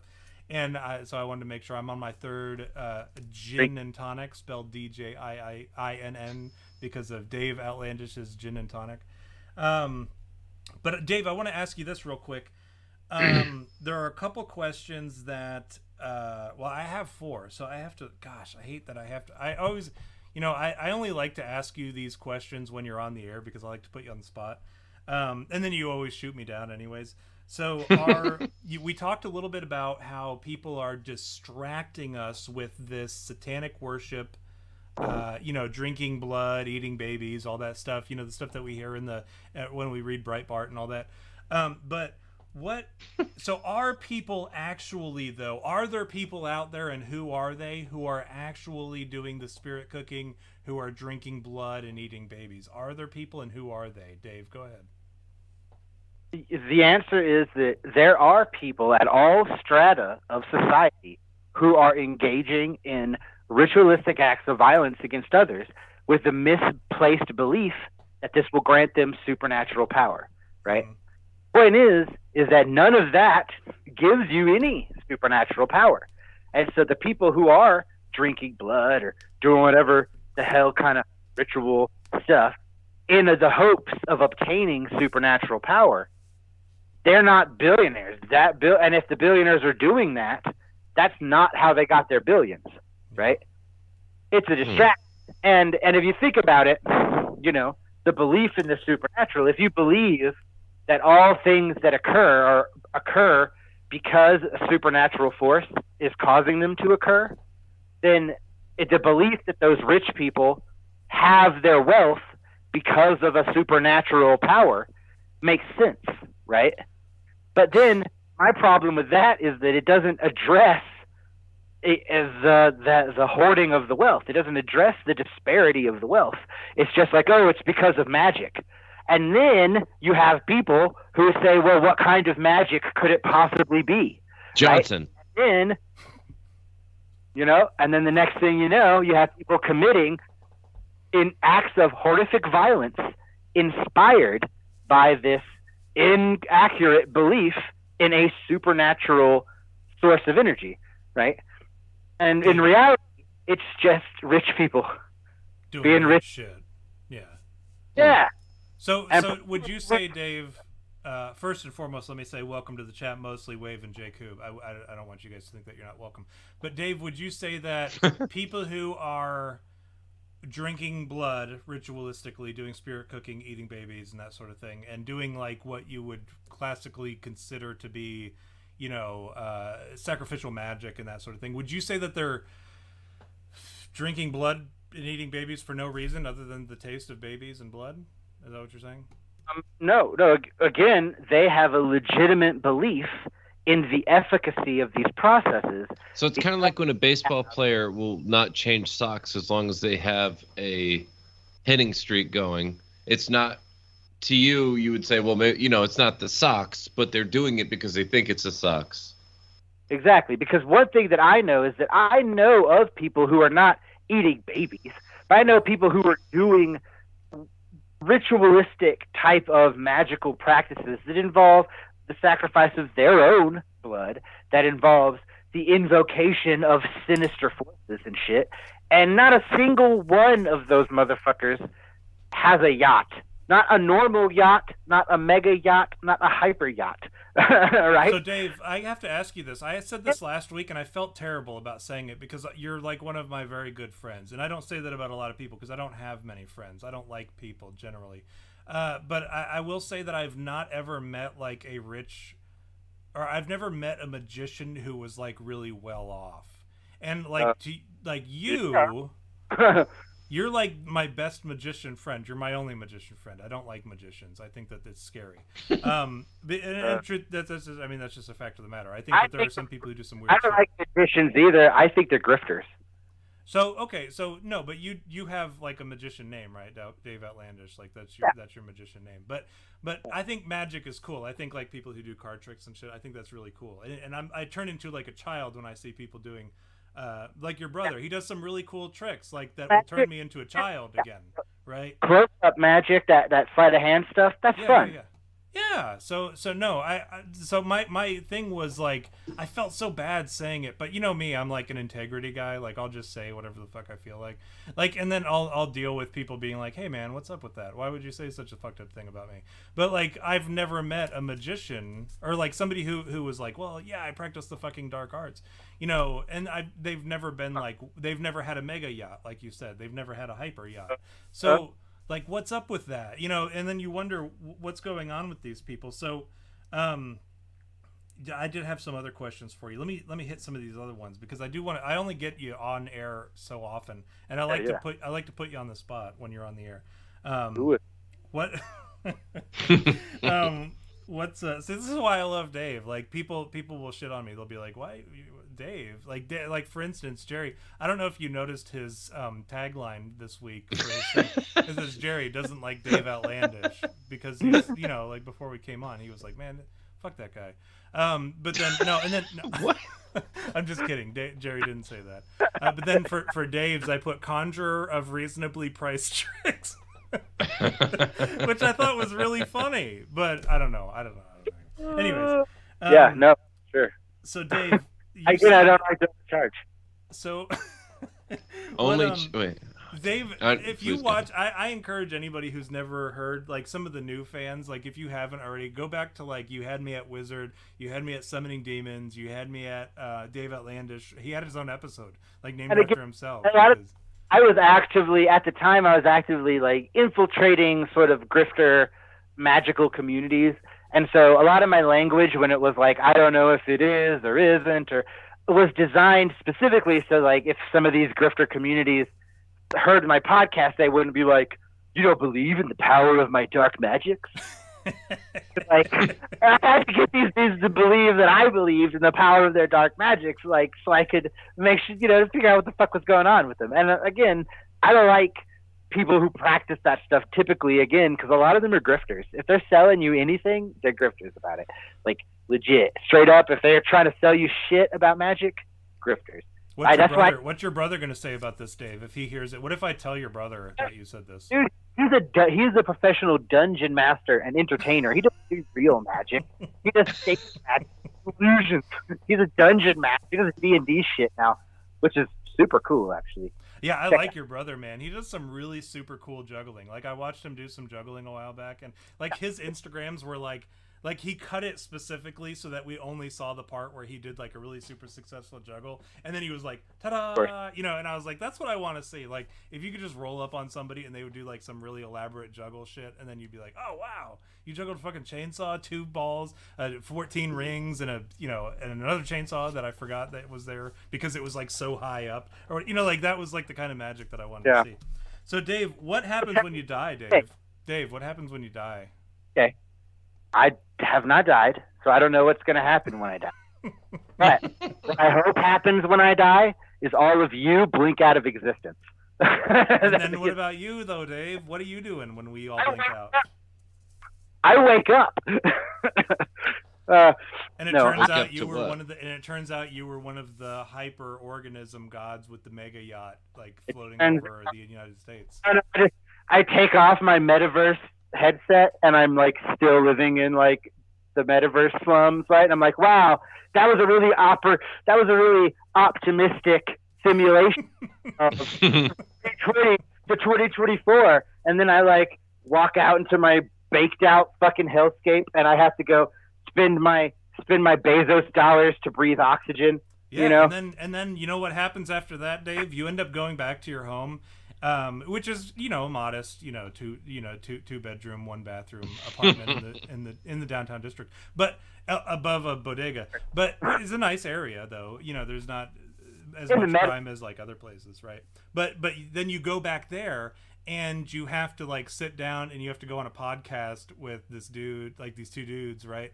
And you have to talk about your beliefs and like what you believe to be, and that's probably sometimes like that's kind of like what I imagine Dave doing. Like every time I talk to Dave, is I am imagining he is waking up from this 80-year-long video game that he was playing, and he takes his headset off and he's like, I gotta go do a fucking podcast interview or whatever. That's how I imagine Dave every time he comes on to when I talk to him on Instagram, when he comes onto the show, whatever. That's what I'm back from the future. I came back from the 7th dimension to tell you to eat the rich.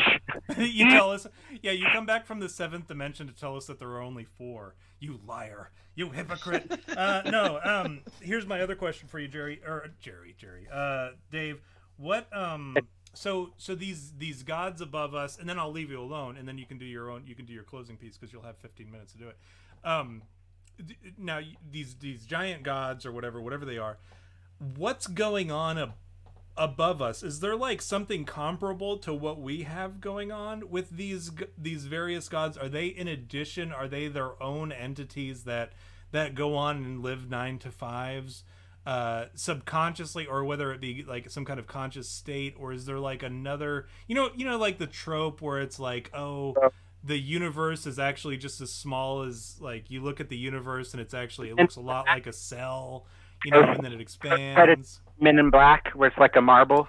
Right. Mm-hmm. Yeah. What's going on above us? Like, is there anything going on above us, or is it like, what are they thinking? What are they doing? What's going on up there? Let's think about it, though. If I'm thinking about people as the fundamental building blocks of a higher order, and by higher I don't mean better, I just mean bigger order of life, right? And so then we look at how could this order of life become more lifelike, right? And so we look at us, we are homeostatic in that we are these self-contained systems, right? And so if the gods had these very strong barriers, right, they could also be homeostatic. Now, the problem with that is that they're in a gravitational environment and an atmospheric environment. And so there's difficulties constructing homeostatic barriers at the scale that these hyperorganisms would need them, right? We're talking about buildings, though, right? So think about that. If you wanted to build a homeostatic body for a god, it would need to be a building that was so big it could be free from the earth. So we're talking about a space station. And now you immediately understand what I'm talking about, right? Is we're talking about aliens and shit, right? So if there are aliens out there, right, they're not coming to Earth as people-sized organisms riding aircraft-sized ships. That's dumb. The span of the universe is so vast, right? If we're talking about alien life forms, we're talking about alien life forms at an interstellar level. The individual at that level would be a city-sized, homeostatic god form entity whose single cells are the size of an individual person at least, right? And so they wouldn't even consider us individuals. To them, to universal cosmic-sized organisms, we would be a slime mold on the surface of a planet that is potentially developing spores, right? Because they're popping off little things into space. And so if they're, I'm just saying, like, the logical progression to this is that interstellar life forms are space gods, and they are city-sized individuals, right? And so maybe a collection of city-sized individuals even, right? The scales are so vast. Now also think about that even if there was a city-sized organism in our solar system, we would not be able to see it if it wasn't radiating some kind of visual spectrum radiation. We would not be able to see it, right? Doesn't that make you feel, kind of like incompetent, Dave? Doesn't it make you feel like we are single-celled parts of larger organisms and that the scale of the universe is so much bigger than we could even comprehend? No, right? I don't respect that. And that the notion that one guy could control $1 billion is like so heretical to like the concept of rationality that it like literally should be considered a cancer, right? And like we should like surgically remove them from society, like for our better. And then all those resources can go to everybody else. We can eliminate. Let me tell you this, Dave. Well, actually, Mike in Manitoba says that. My wife says that size doesn't matter, which is, I think, what many of our wives are all saying right now. But let me say this. I've thought about this in the past. Oh, that was my cervix. Not Mary. Dave's wife is like, stop! It's not so deep. Goodness. I've thought about this. I'm like, man, what if I was a millionaire? What if I was a billionaire? I wouldn't even think about billionaire because that's just way too much money that I don't need. Like, I can't imagine spending that much money. You're a billionaire. You're a millionaire. I can't even think of being a thousandaire, Dave. Because I personally, you know me, you know what my income looks like, right? Yeah. And I would assume that that's more than enough for me as a human being, and me as a head of the household, as a father of 3, having a house in the suburbs or whatever, and living comfortably. I think about like what it would be like to be a millionaire, and I think, and this is my first go-to, and I don't mean to like, do this like looking down my nose at people who are like, oh, I wish I could be a millionaire. But like, I think about it and I'm like, man, I don't know how they spend their money, right? Like you think about these people who are very wealthy. Most of their money has to probably go to people that they hire to do things that are totally unnecessary if you're not wealthy, right? You've got like your publicist, you've got the people who handle your dry cleaning, you've got the dry cleaner, right? I have a dry cleaner, but only because I substitute teach. And so I send all my shit to the dry cleaner or whatever so that they can press it. And you're prissy. Well, yeah, that's it. I have one pair of dress pants that is dry clean only, and that's it, right? And I always do the Mitch Hedberg joke where I'm like, this pair of pants is is dry clean only, which means it's dirty, right? Dirty. I always do that joke whenever I wear those pants. But like, those are the only pants that are dry clean only. The rest are like, I can wash them in the washer on a cold setting with light colors, and I do. And that's the thing that people like us do, is we like look at the tags and we're like, okay, how do I wash this, right? And, you look at people. Something I saw on a Reddit thread not too long ago. Well, it was actually on an Instagram post about a Reddit thread, like it's like Ask Men Reddit or whatever, but it shows like the most popular answers to certain questions. One of them was like, what do you think rich people miss out on that poor people don't? And one of them was like having to look up on YouTube how to do things, right? And not a day goes by where I don't look up on YouTube like, hey man, how do I fix my son's controller? Today for instance, I looked up how to fix my son's controller for the Nintendo Switch. And I had to like do it myself, whereas like a rich person would be like, hey man, take care of this and hand it to somebody, and then they do that. But I'm like, that was like that was an issue that I was able to work with my son on, and it was like a relationship building event where like he was like, oh, my dad is useful, right? It's a reminder that, hey, my dad is useful. Like beyond... I thought you were gonna say my dad is YouTube. Right, yeah, my dad is YouTube. I mean, that's essentially what it is. It's like, I have the tools to help you do what you need to do. But the rich people, I think, like, being rich... Now, I'm not quick to attack the rich, Dave, and I know that's, like, your shtick. And I'm with you on it. I think that there are some issues that need to be addressed there. But, like, for me, I'm always, like, my most important issue is, like, my sons, right? My family. I love my family, and that's important to me. My friends are important to me. The few that I have left, right? And Steph's mom also. Right, my mom, right? She and I have our issues, but but my family, right? That's important to me, and my sons knowing that they can count on me, and my sons knowing that they can approach me for things.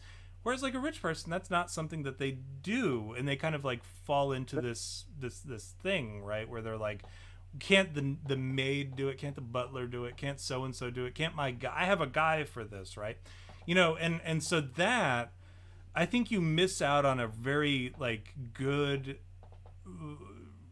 situation. You miss out on an opportunity, right, with your family, with your kids, to be humanized, to be a human, right? So like, not only are they like, we could sit here and we could attack the rich, and I'm with you. I'll attack the rich with you. I'll eat the rich with you.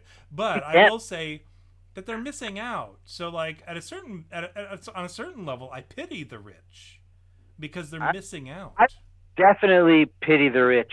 I mean, and I'll just say that like, I've never been more fulfilled in my life than when I was on the side of the road feeding unhoused people and listening to them and hearing their stories without a dime in my pocket, right? I've never been happier than when I was at my poorest, but I had a genuine community and a genuine sense of, a genuine sense that the people that I was with were with me, and that we were real, and that we were taking care of each other, and that we were here. We're not here because we're paying each other to be here. He's not here because he was hired to be next to me, right? Like, we're here because this is where we are, and we're being human together. We don't have money, right? But we're feeding each other, right? Like, I go out every Sunday. I don't go to church, but I go feed people, And it's like, that's something that is good, right? And to have the capacity to do so much good, but to choose every second to not do that good is so incomprehensibly evil to me that like it stops becoming relevant to question how Elon Musk became Elon Musk, right? And it becomes just self-defense against a world that he controls, a world that is controlled by people like him, because it's like a world that praises a man who has billions, right? While there are people starving in the streets.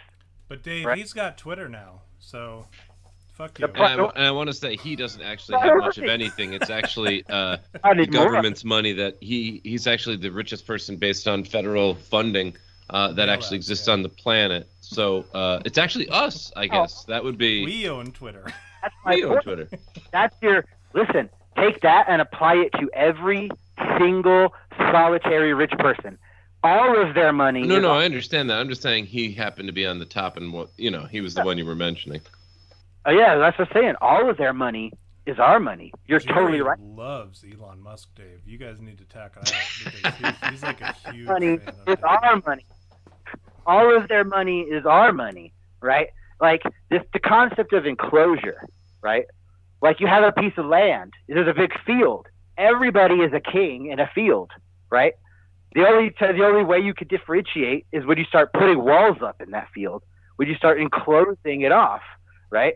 And that's when you. I'd be careful with that whole sharing ourselves with the rich thing, because when they come for your consciousness, But Dave, are you willing to sell off your consciousness? The rich. I shouldn't need to sell anything, right? There's and again, I think you made a really good point about this devil's bargain in the agricultural and industrial revolutions, right? Thank you. I also believe that one time I made a good point. Yeah, you clearly do. A broken clock is twice your one. You're half as good as a broken clock. That is admirable. All right, Thank George W. Bush. There. Yeah, that was. You powered through it, Dave. I appreciate that, Dave. We have a thing in the chat. We have Mike said if you're too, and I think he's talking about what I was talking about earlier, and so I have to address it with Mike. He said if you're too big to do the little things, you will always be too little to do the big things, and I agree with that. I think that's fuck you if you don't care for your kids and your family and your wife and your friends and your loved ones or whatever. Fuck you. But that's my attitude towards that. I think. Let me change the screen so that it doesn't look like Dave's saying all those horrible things. But yeah, and all of a sudden I'm like, oh, I'm Dave. I'm doing an impression. But no. Yeah, that's my big thing. Has always been just like, if you're caring for your family should be your world, man. Like what are you doing? Like if you're not caring for your family, that's a problem. If you don't have a family directly, or if you've sufficiently taken care of your family, yes, branch out and do some more things. Some other things I want to say real quick. Mostly Wave and Jake Hoob, or no, I already said hi to you guys. Heart Sutra and Rufus.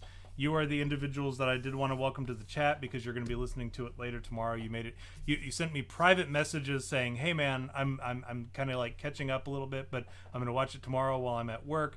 They are here, and we want to say welcome and hi, and we love you. Thank you for being here, Dave. I'm sorry, I didn't mean to interrupt you. You had some stuff that you were going to say. Good. I'm just saying that this we live as hunter gatherers, right? And we had a caloric advantage at that point. Everybody was fine. We had enough, except for the fact that we couldn't really care for our old and disabled people, right? And so to solve the fact that we couldn't care for our old and disabled people, we had this agricultural system, right? And so we existed for tens of thousands of years in this hybridized agricultural plus hunter-gatherer type arrangement. And it worked pretty well, right? And I think that the problem occurred not with the agricultural revolution, although we had a lot of problems occur with the agricultural revolution, but come on, evolution, it's random. So, the evolution of the gods is random too. But I think the problem is really when we come up to the Industrial Revolution, and I'm gonna back in the day, they harnessed the power of steam, right? And they thought that was the hottest shit ever, right? And at the time, temperature-wise, it may actually have. It was incredibly hot. Yeah. It was incredibly hot. It was so hot at the time, and they were like, "It still is." We don't have to work anymore. That was the big thing, and this is centuries ago. They were like, we don't have to work anymore. We have harnessed the power of steam. Our ability to produce goods has outstripped our ability to produce population. From now on, we will be in an era of plenty, right? Now, clearly, that hasn't fucking happened, right? And why hasn't it happened?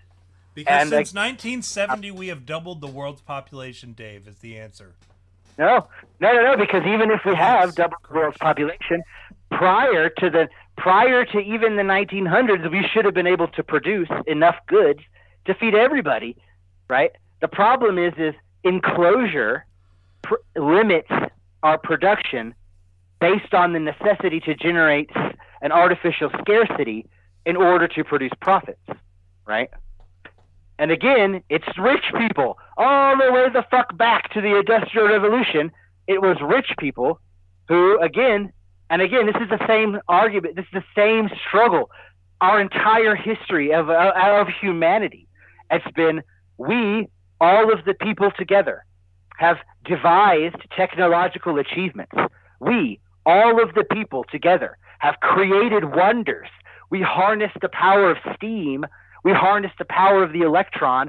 We harness the power of the atom. Rich people didn't do that. It was we, the people. But then the elite, the ownership class, they took control of this and they limited its production. They limited its utilization in order to maximize their own profits, right? And so we should not have to work. We have conquered physics to the point that we can produce enough food to feed everyone, enough clothes to clothe everyone, enough housing to house everyone. Our population is nowhere near a maxed out point at all, right? The fact that artificial scarcity is the primary mode of operation is the only reason why that is even a thing, right? And it's because of this need to preserve profit for the rich, right? We could have people all over we could double our population right now and be just fine if we didn't have billionaires hoarding wealth, right? If we distributed our resources in an egalitarian way, it doesn't have to be equal for everybody, right? It doesn't. We could have unions. There could still be people that have more money and people that have less money, right? Literally, it's just the billionaires. It's hoarding so much money that you create an artificial condition of scarcity is literally holding back society. It's a cancer in the gods. Dave, and if we are going to progress... Go ahead. I'm just saying, if we're going to progress at all... Yeah.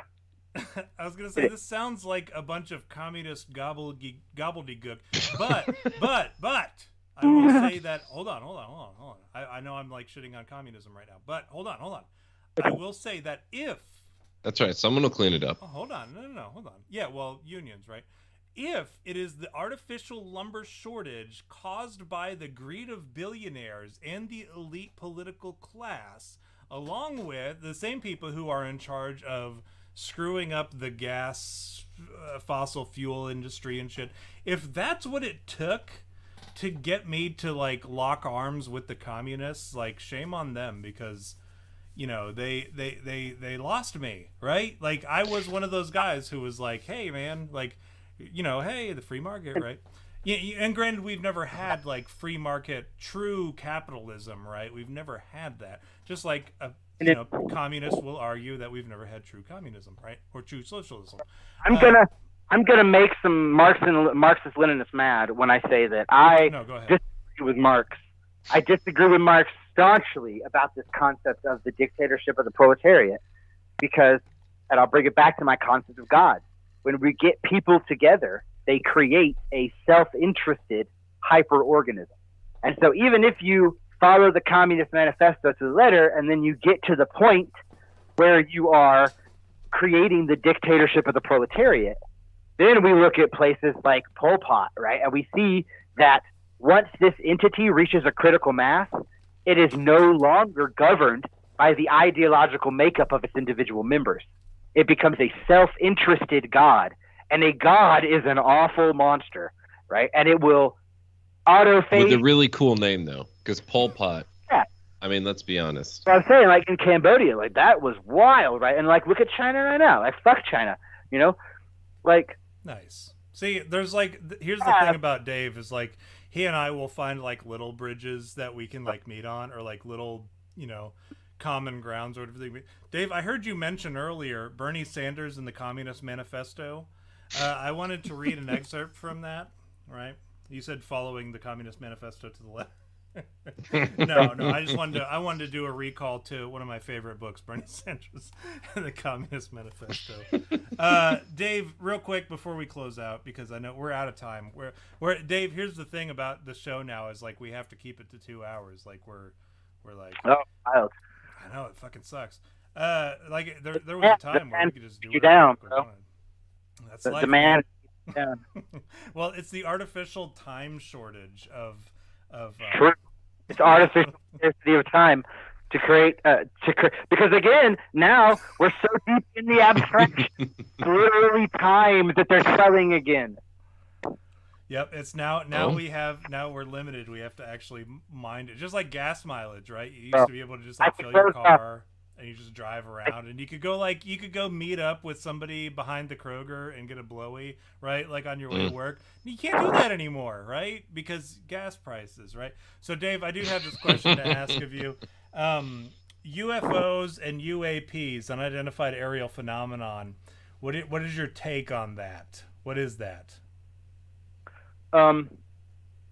Either there's a lot of instrumentation stuff, right?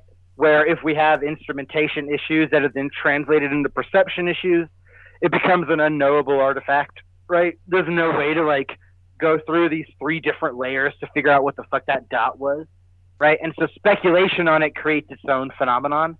You know what I mean? So on the one hand, you have a class of UFOs and UAPs, which are 100% internal esoteric phenomenon. On the other hand, you have the fact that there are sophisticated secret drone programs utilized by every major world power, right? And the other hand, you have the fact that if there was extraterrestrial life in the universe, they would probably be sending probes, not spaceships, and those probes would be small, information gathering reconnaissance devices, and they might not even be physical. They might be some kind of electromagnetically organized light show, right? So like there's a lot of things that it could be other than a flying saucer that are equally weird that don't require it to be a flying saucer, right? But so again, this is like a MacGuffin is what you're saying, is UAPs are MacGuffins. Well, they are. All it is unidentified aerial phenomenon, and the fact is, it's a big ass sky. To quote Armageddon, good movie, by the way. Awful movie, but like good movie, you know.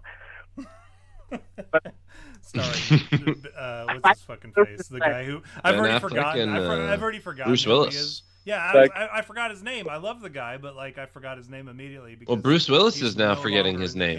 Yeah, so. Well, yeah, like he's no longer like a relevant person. I'm thinking of the guy who gets his sloppy seconds before I think of Bruce Willis's name. I'm like, oh, Ashton Kutcher. No, I mean, yeah, but I mean, Tom, I don't know if you know this. Bruce Willis is actually sick. He literally can't remember. Like he's having problems remembering shit. That's why he had to step away from the camera. Was because he couldn't remember his own situation. And like real bad making fun of all of his movies until I realized I was like, oh shit, damn.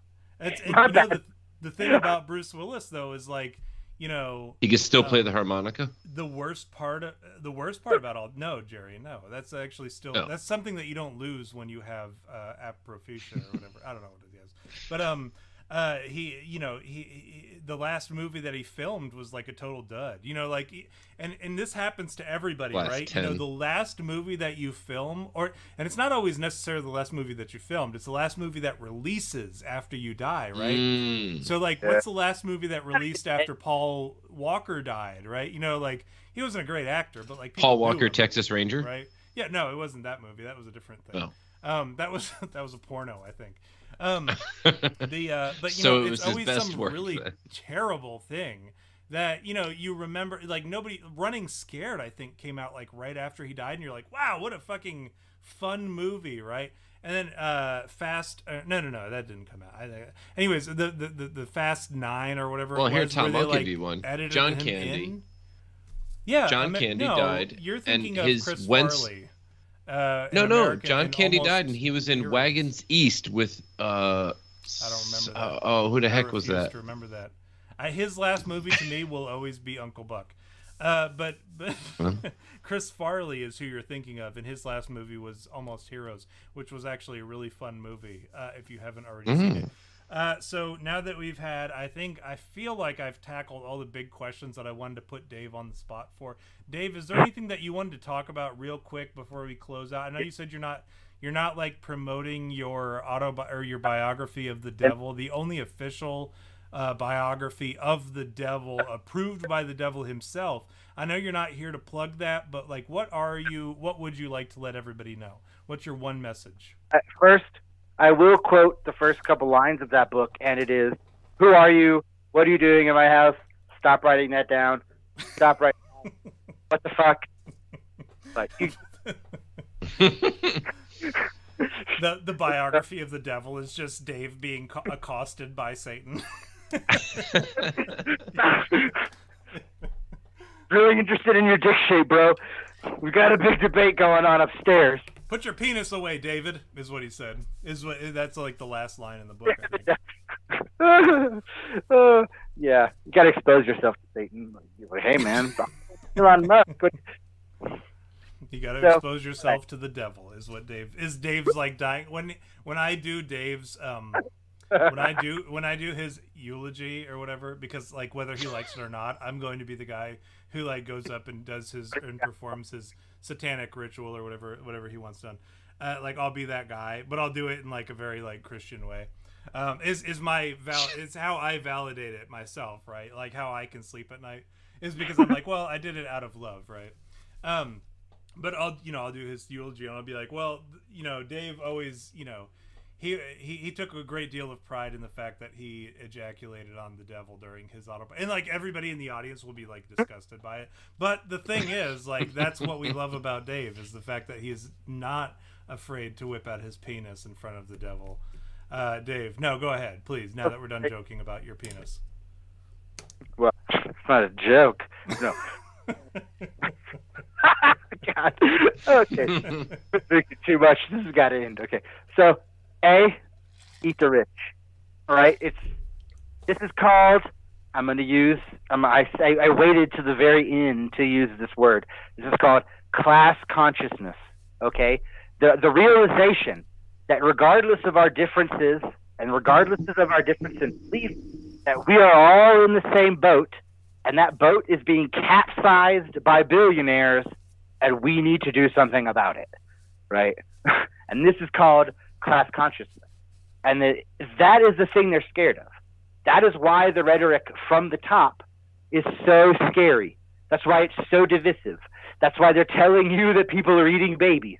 That's why they're trying to convince you of this, is because the thing that you really need to be convinced of is that rich people are killing us all. They are destroying the world, and we can stop them.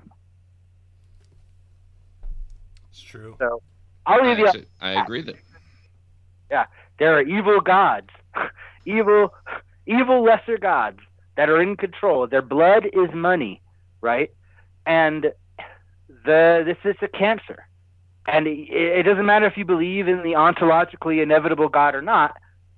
I'm telling you that there is evidence to suggest that there is an order of life that is hyperorganism, and that these entities are at this moment infected with a cancer-like scenario, and it is up to us to organize ourselves into a healthy arrangement so that we have resources shared across the membrane, so that we have less interstratal competition, right? So we're not fighting each other, right? So that we're sharing resources, so that we have a healthy organism.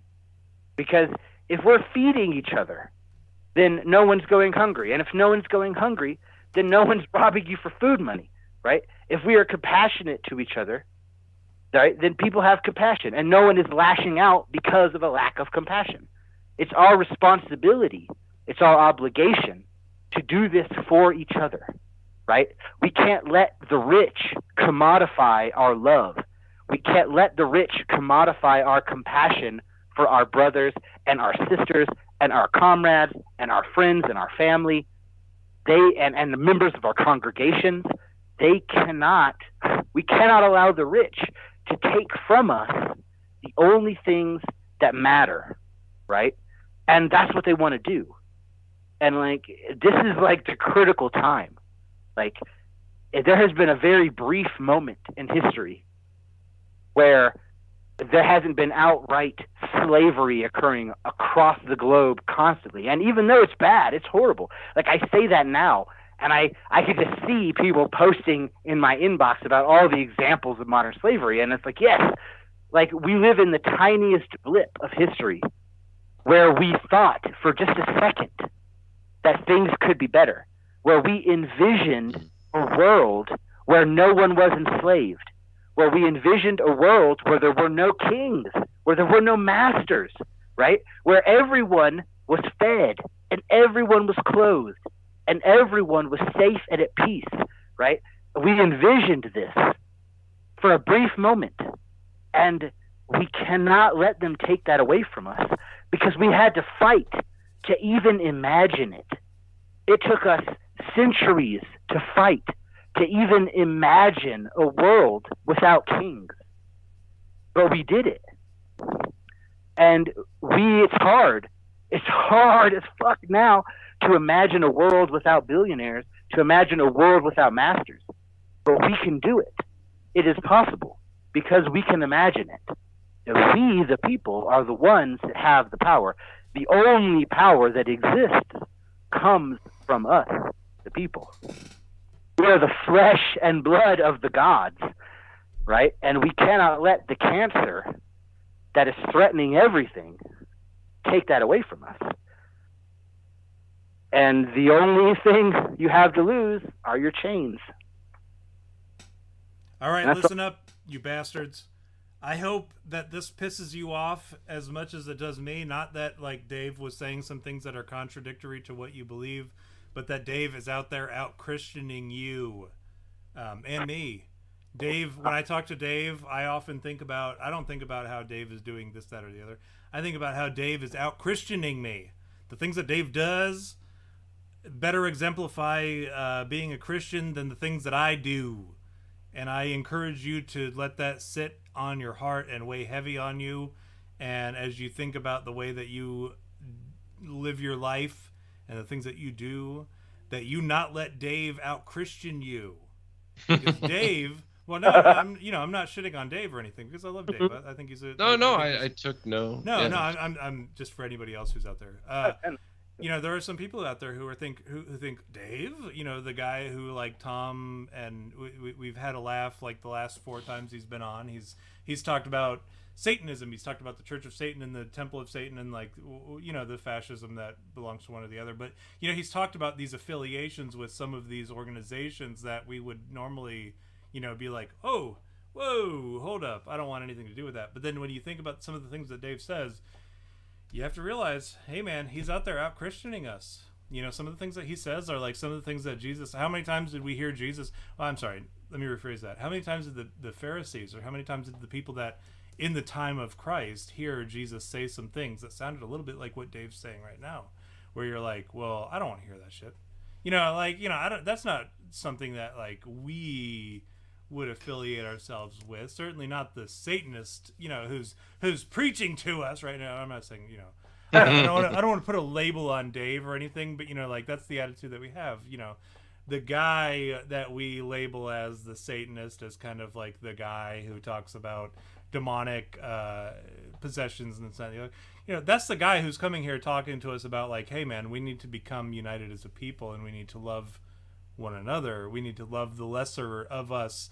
We need to help the people who don't have when we have. These are like things that Jesus said, right? Like, he said, you clothed me when I was naked, you fed me when I was hungry, you gave me water to drink when I was thirsty. And then the disciples said, well, when did we ever see you naked? When did we ever see you, like, hungry? He's like, well, when you did that for anybody, you did it for me, right? So Dave's out here out-Christianing most of us. And that should piss you off. And I hope that you guys hear that. And, I don't ever bring Dave on here to, like, attack you guys or whatever. To attack me. I bring Dave on here to attack me, truth be told, because I but I know Dave. Like, I talk to Dave, and Dave tells me these things, and I'm like, man, Dave's out here out-Christianing me. And I think about that, like, I think I talked about this when we discussed the show Euphoria, when I was like, the Muslim character is out here talking about things, right? He's out-Christianing. The Muslim is out-Christianing me. You know, that I need to be better. I need to be a better Christian. So those of you who are out there who are hearing Dave's message and you're like, how dare he, right? You know, like when he's talking about taking care of the poor and shit, how dare he? Well, that's what Jesus said, right? You know, like that's Yeah. Dave's, you know, Dave's saying the same things that Jesus said, but like he's a different person than Jesus was. He's not, certainly not the person that we would expect Jesus to appear as, but the Pharisees didn't expect the Messiah to appear as Jesus appeared, you know, like a lowly servant who's out there washing people's feet and shit. Dave's out here, he's talking about feeding the poor, feeding the hungry, and helping people, and you know, he's out-Christianing most of us. Anyways, that's my opinion on the matter. I hate to be that guy who's like, if you've been hanging out here and you've been like, oh, fucking Tom, he brings Dave on here because Dave's a fucking funny guy and he says funny shit or whatever. Like, yeah, that's true. I like Dave. I do. I think Dave has some interesting... Sometimes he says some shit that I just don't understand, and I think that's pretty funny, and I think that's pretty cool. But at the same time, he comes on here and he teaches us a valuable lesson about how we're fucking up, and we need to, like, do better. So, Jerry, what do you have to say that you want to add before we close out? Do you have anything that you would need to shill?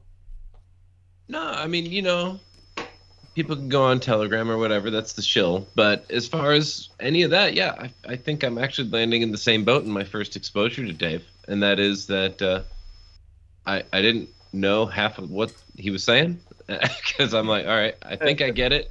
And then as soon as I thought I got it, I didn't get it. And then I'd make jokes and it didn't seem to land. So that was my experience. You landed with me, Jerry. Thank you. You were funny. And then so that was my experience there. And then it is true that you know, in hearing what he was saying about how we treat each other and all that. I mean, you know, I've got to say, in trying to prepare for the tough road ahead that we have, one of my biggest fears is, well, if the rest of my community is not as well prepared, I'm just a target. Because and even for just the self-preservation aspect, let alone the actual, you know, sort of Christian kindness thing, you know, it's like, well, he's right from a pragmatic, if not spiritual sense. And I think everybody should take that, because whether you want to say, oh, I agree with the Satanists on a spiritual, it's literally pragmatic. If everybody around you is starving and you're the only one with a hamburger, you're dead. So. Like I'm saying, like when you get people into a group, we create a different kind of organism, and so it requires a conscious organization on our part to create a benevolent lesser God, right? That will not only, I mean, like, okay, so from a Christian perspective, if there is an ontologically inevitable God who is God, right? Then it behooves us to make sure that when we organize as people and form a church, which is a lesser God, that lesser God also serves God, right? Mm-hmm. And that lesser God doesn't serve itself, that it isn't self-interested, right? And that that we are part of the larger community, and that all these disillusion, all this dissension and the separation between us is artificial, and it comes from the top, and it comes from a tiny portion of the cancerous population that has an overwhelming control of, you know, and it's like, I don't know. But yeah, it's like we form gods when we get together. And so we have to like arrange ourselves in a way that allows for those gods to be benevolent, because otherwise they will inevitably become harmful to us. Yeah, I could see that. I think that makes some sense to me. Yeah, I think I understand.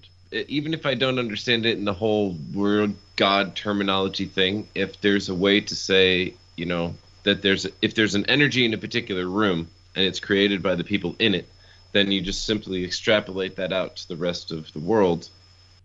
Exactly. And that's, I think, somewhat what you're saying. So now you get why I brought Dave on here. I know you were like super against bringing Dave on here, like specifically. I mean, you specifically said fuck that guy. And I actually did call him the N-word just to. No, you didn't. No, you didn't. But you see why I bring Dave. Like Dave challenges me, and this is why I stick around. A lot of people are like they say shit about like, oh, well, you're friends with like a guy who's like has these particular opinions or whatever. And I'm like, yeah, I like that guy. I like him. He challenges me. And you should have those people in your life who, if you just have an echo chamber, we shit on those people all the time, right? We talk about how, you live on Twitter, you only follow people who, Jack Posobiec or, whoever. I don't know, Greg Gutenberg or I don't know. Like, it's been a long time since I've been specifically on there. But, you tailor the news that you get to be a certain thing. Like if you only watch Fox, I don't watch news at all, right? Like I get my stuff from the raw data and that's it. And then I'm blessed in that way that I can do that, right? I can extrapolate what I need from the data and gather from that. So like, but there are people who like exclusively get it from these very biased opinions.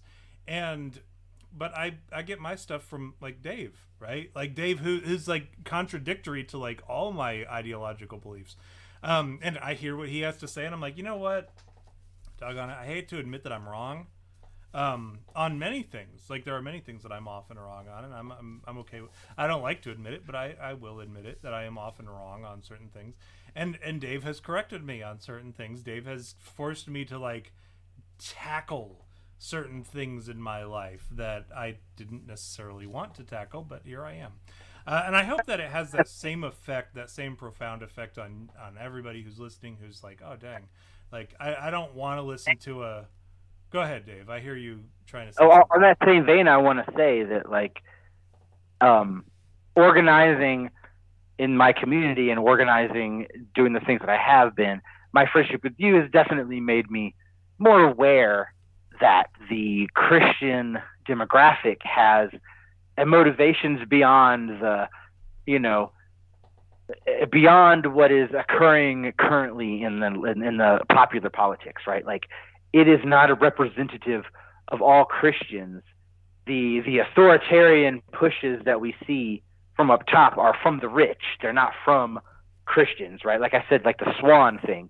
You can't say all Christians are evil, because I can show you immediately an example of one that's not, So it's like, from the opposite perspective, I feel the same thing, and that's why I feel like important to come on here and talk to you and to talk to your audience and be like, listen, we're in this together, and the things that are pulling us apart are very identifiable. They are incredibly vulnerable, which is why they put so much effort into pushing us apart.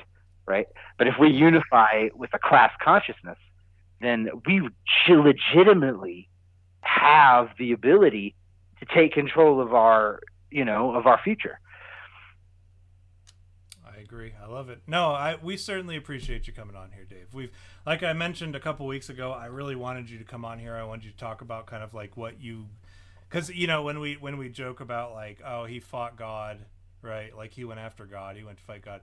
Like, I myself don't necessarily understand a lot of that, and like the way that you kind of explained it, like, oh, it's not the, it's not the binary, like we understand, because we come from a position of like, oh, Yahweh is God, right? So when you were talking about what you wanted to come on, and I remember, I want to say what Dave said before he came on the show for anybody who's listening right now. He said something to the effect of, how do you feel like your audience would react to me talking about such and such, and I was like, and I didn't even know what you were talking about, as is often the case, Dave. I was like, but you know what? I said, I want to have you on here because you provide such a different perspective, and and I need it. I know if I need it, I know that the people who listen to the show need it, and I know we all need to kind of sit back and hear from a different perspective. So from with all that factored into the discussion, I hope that you will all go home or go your separate ways and kind of like think on this maybe reach out to Dave. I don't know. I know Dave. I know you didn't want to give out your social media and shit, and I'm not about to give it out right now. But like he's Outlandish at Gmail. DaveOutlandish@gmail.com. You can email me, and I might get it and I might respond. I mean, no promises, obviously. I'm busy. I'm doing I'm organizing. I'm busy with activism and all that kind of stuff. Like, that's what I'm doing now. But again, I can answer emails if you guys got questions. Perfect. So I mean, like, I reach out to Dave all the time for shit, and I encourage you, like, if you have a question or whatever, like you said, reach out to him. If he doesn't respond right away, or if he doesn't respond at all, don't take it personally. Dave's got shit going on, but you know, it's always nice to have like a person who understands the contrary opinion or the contrary belief or a different ideology or a different belief. It's always nice to reach out to them and kind of like on one-on-one, because we can do this like kind of broadly, like a broad shotgun blast, like, hey, this is what we believe, and like typically the people are receptive to that because that's the audience that we've built. However, it's nice to every once in a while interject somebody of a different belief. So thank you, Dave, for being on the show. Thanks, Dave. I would say thank you, Jerry, but you know, you're here every week, so I'm always happy to have you here, Jerry, because anytime that I have you here, we're actually able to do the show. This isn't, like I said earlier, this isn't a one-man show. This is a two-man show. Jerry, you're equally as beloved on this show as I. We are both Chris Angel, myself, right? Yeah, we are. It's double Chris Angel. Y'all should Elden Ring. Y'all should stream Elden Ring. I'm just saying, y'all should play Elden Ring together. I can't. Dave mentioned this to me like months ago, or like, you know, when Elden Ring came out, he was like, "Hey man, you got to check out this fucking Elden Ring." And I'm like, I'm not good at those tough games. If it's a hard game, I can't play it. You play it. That is why I want to watch you play it, dude. Because I fucking suck at it. No, Dave, I will not play that game for your enjoyment, for you to laugh at me. No, I just bought. I don't buy video games. Now, I talked about this earlier. How like that. Make your Elden Ring. Make chat. Listen, if you take away anything that I say tonight, it is A, love each other. B, make him play Elden Ring. I will not be bullied by Dave Outlandish, doggone it. So that thing that you have to fill out before every ketamine treatment or whatever, which now I'm gonna have to do some research on Quilifoff. Yeah, the Quilifoff. I'll use the name. Yeah, I can shoot me a text or whatever. Text, I can't. Yeah, I'll text it to you. So I'm gonna have to do that with the thing, but on that quiz, on that sheet that you have to fill out, one of them is like shit that you used to enjoy doing, right? Do you still enjoy doing it? Yes or no, or like to what degree or whatever. Like my answer is always like no, like maybe one or two things, but I've always loved gardening and I've always loved like hanging out with my kids and like teaching my kids shit that I know. Because like if I can teach my kids everything that I know, my legacy lives on and they can, you know, do their own thing in addition to what I taught them. But that's always been like my thing. But in addition, like I don't really like enjoy video games as much anymore, but like I'll sit and I'll listen to Dave talk about Elden Ring. It was so funny because he told me, he's like, it still has that aspect of like get outside and touch grass, which like I laughed when he said that. But like you get to do all that cool shit like that I really enjoyed about not necessarily Morrowind. What was the fucking new one? What's the new Skyrim. That's one. Yeah.